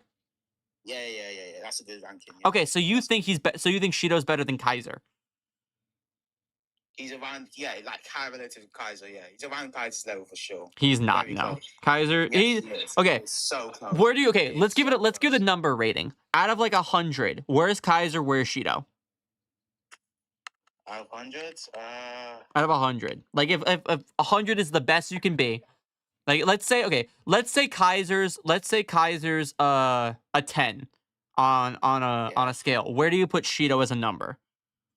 Not like the best, but just a number. Just giving a number, like a 50. Yeah, Giving 50, an even number. Yeah, 9 easily. Yeah, 9. He's like an 8.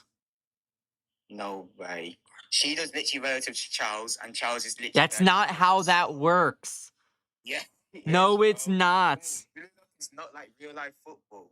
Brother. You can't compare real life football to Blue Lock. Come on.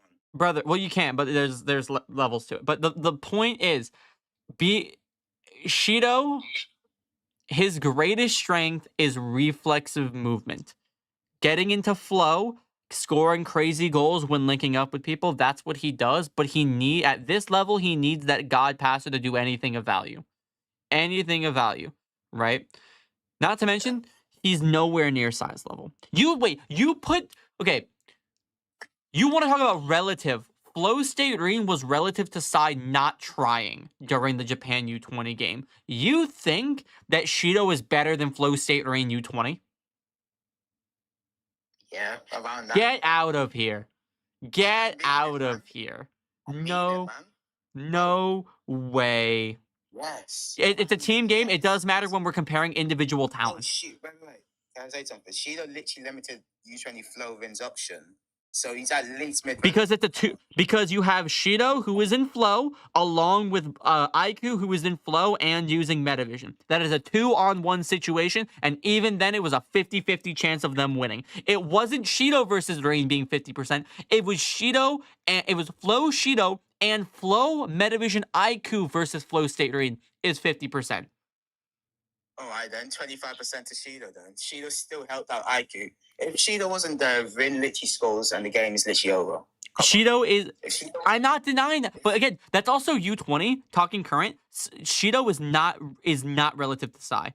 If you seriously think that Shido is relative to a new generation 11, you think Shido is relative to a new Gen 11. The only characters relative to them now, the only characters in Blue Lock relative to them now are Isagi and Rin. No one else is relative to a new gen. Not Bado, not Chido, not Chigiri, not Bachara, not Nagi, not Reo. No one. Those two. I'll say something, yeah. Hiyori's better than Lorenzo. Shido's better than Lorenzo. So I wouldn't say Hiyori's better than Lorenzo. I would say in the circumstances it's very weird. Like with Hiyori, he was number 1 Metavision. Number 2, there's speculation on Lorenzo as a whole, whether to the amount he was actually participating. Again, there's a sweat scaling argument you bring in there. It's a whole different thing. And then you have Hiyori being a wild card, not being known to be able to dribble like this. It's also Metavision times Metavision, so it's in a vision that he can't see. Like there's scaling to it, and I don't have the time to go through a whole Hiyori and Lorenzo debate because I don't have my evidence prepped. I'm gonna be rattling this off the dome, and it's probably something would be inaccurate. But the bottom line, Lorenzo is still better than Hiyori. Like, I'm a Hiyori glazer till the end of time. There's no way you think that Hiyori is better than Lorenzo, and because of that, you're saying that Shido is better than Lorenzo. He's not. Yes. He's not. Right, so basically, yeah, you said as an excuse for Lorenzo that he doesn't have metavision, so he couldn't see their play. Yeah, that's what you said, right? I would say in a scope of having metavision, he wasn't able to predict metavision times metavision, reflex times reflex. Yeah, Rin doesn't have metavision, but he saw Kaiser's Magnus pass to Isagi, so I mean, your point doesn't make any sense. I mean, it does. Rin just has better vision than Lorenzo. Neither have metavision, but Rin just has better spatial awareness. Yeah, but you said that since Lorenzo doesn't have metavision, he can't read the play. No, I'm saying that he wasn't. Yeah, Lorenzo couldn't read the play. He wasn't able to read metavision times metavision. Because he's not good enough. That wasn't a metavision. Kaiser's Magnus positioning wasn't metavision times metavision, flow times flow. That's not what that was. Bro, Kaiser was literally flow when he did that pass. Kaiser was flow, but it has nothing to do with Kaiser then. It's the ball pass. It's the pass of the ball. Kiora passed it. They're tracking his positioning, yes, but they're also tracking the position of the ball in reference to everything. That wasn't flow times flow, metavision times metavision. Also, Kaiser was using Predator Eye. It was? My bad then. I don't remember. Yeah. But still proves my point that I would say it Chiori and doesn't. Chiori and Shida are New Gen 11. No, they're not. They are not. Yes, they are, man. No, they're not. They're not, man. Alright, explain why they aren't then. Explain why. Okay, why are they not? What does Shido bring to the table aside from scoring goals without the circumstance of having a genius passer? He brings absolutely nothing to the table. Absolutely nothing to the table, man. He doesn't bring shit. Hiyori's a great midfielder, but he doesn't scale to the best U20 center back. Well, he does because reflex space surpass Ubers, so come on. Okay, that doesn't make him individually worse, man. Yes, okay, hold up.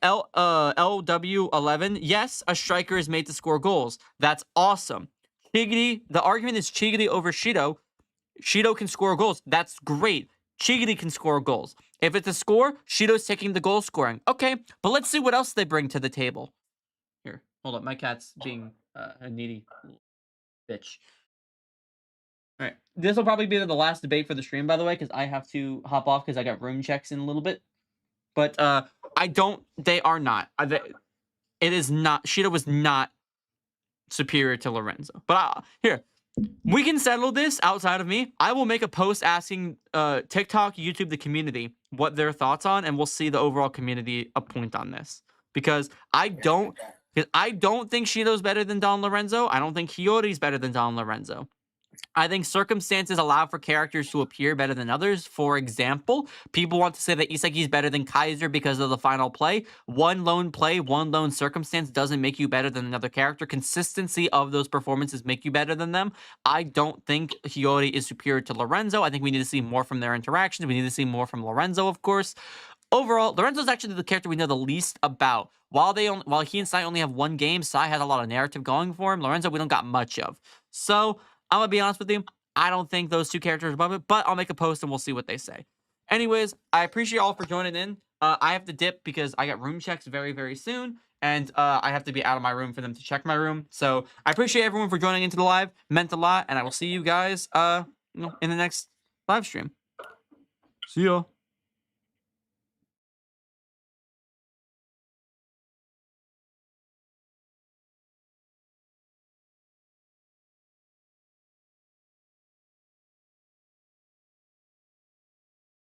Within Blue Lock, there is a group of characters called the New Generation 11, and 3 of the 4 confirmed new gens that we know of are Sai Itoshi, Michael Kaiser, and Don Lorenzo. But what other characters that have already been introduced in the series do you believe deserve the new generation?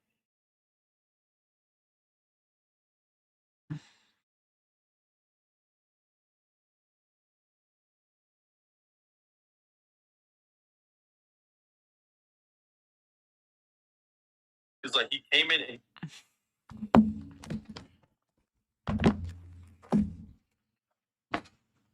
Come here. Hey. We gotta go back to mommy's place really quick. Get on in. Get on in.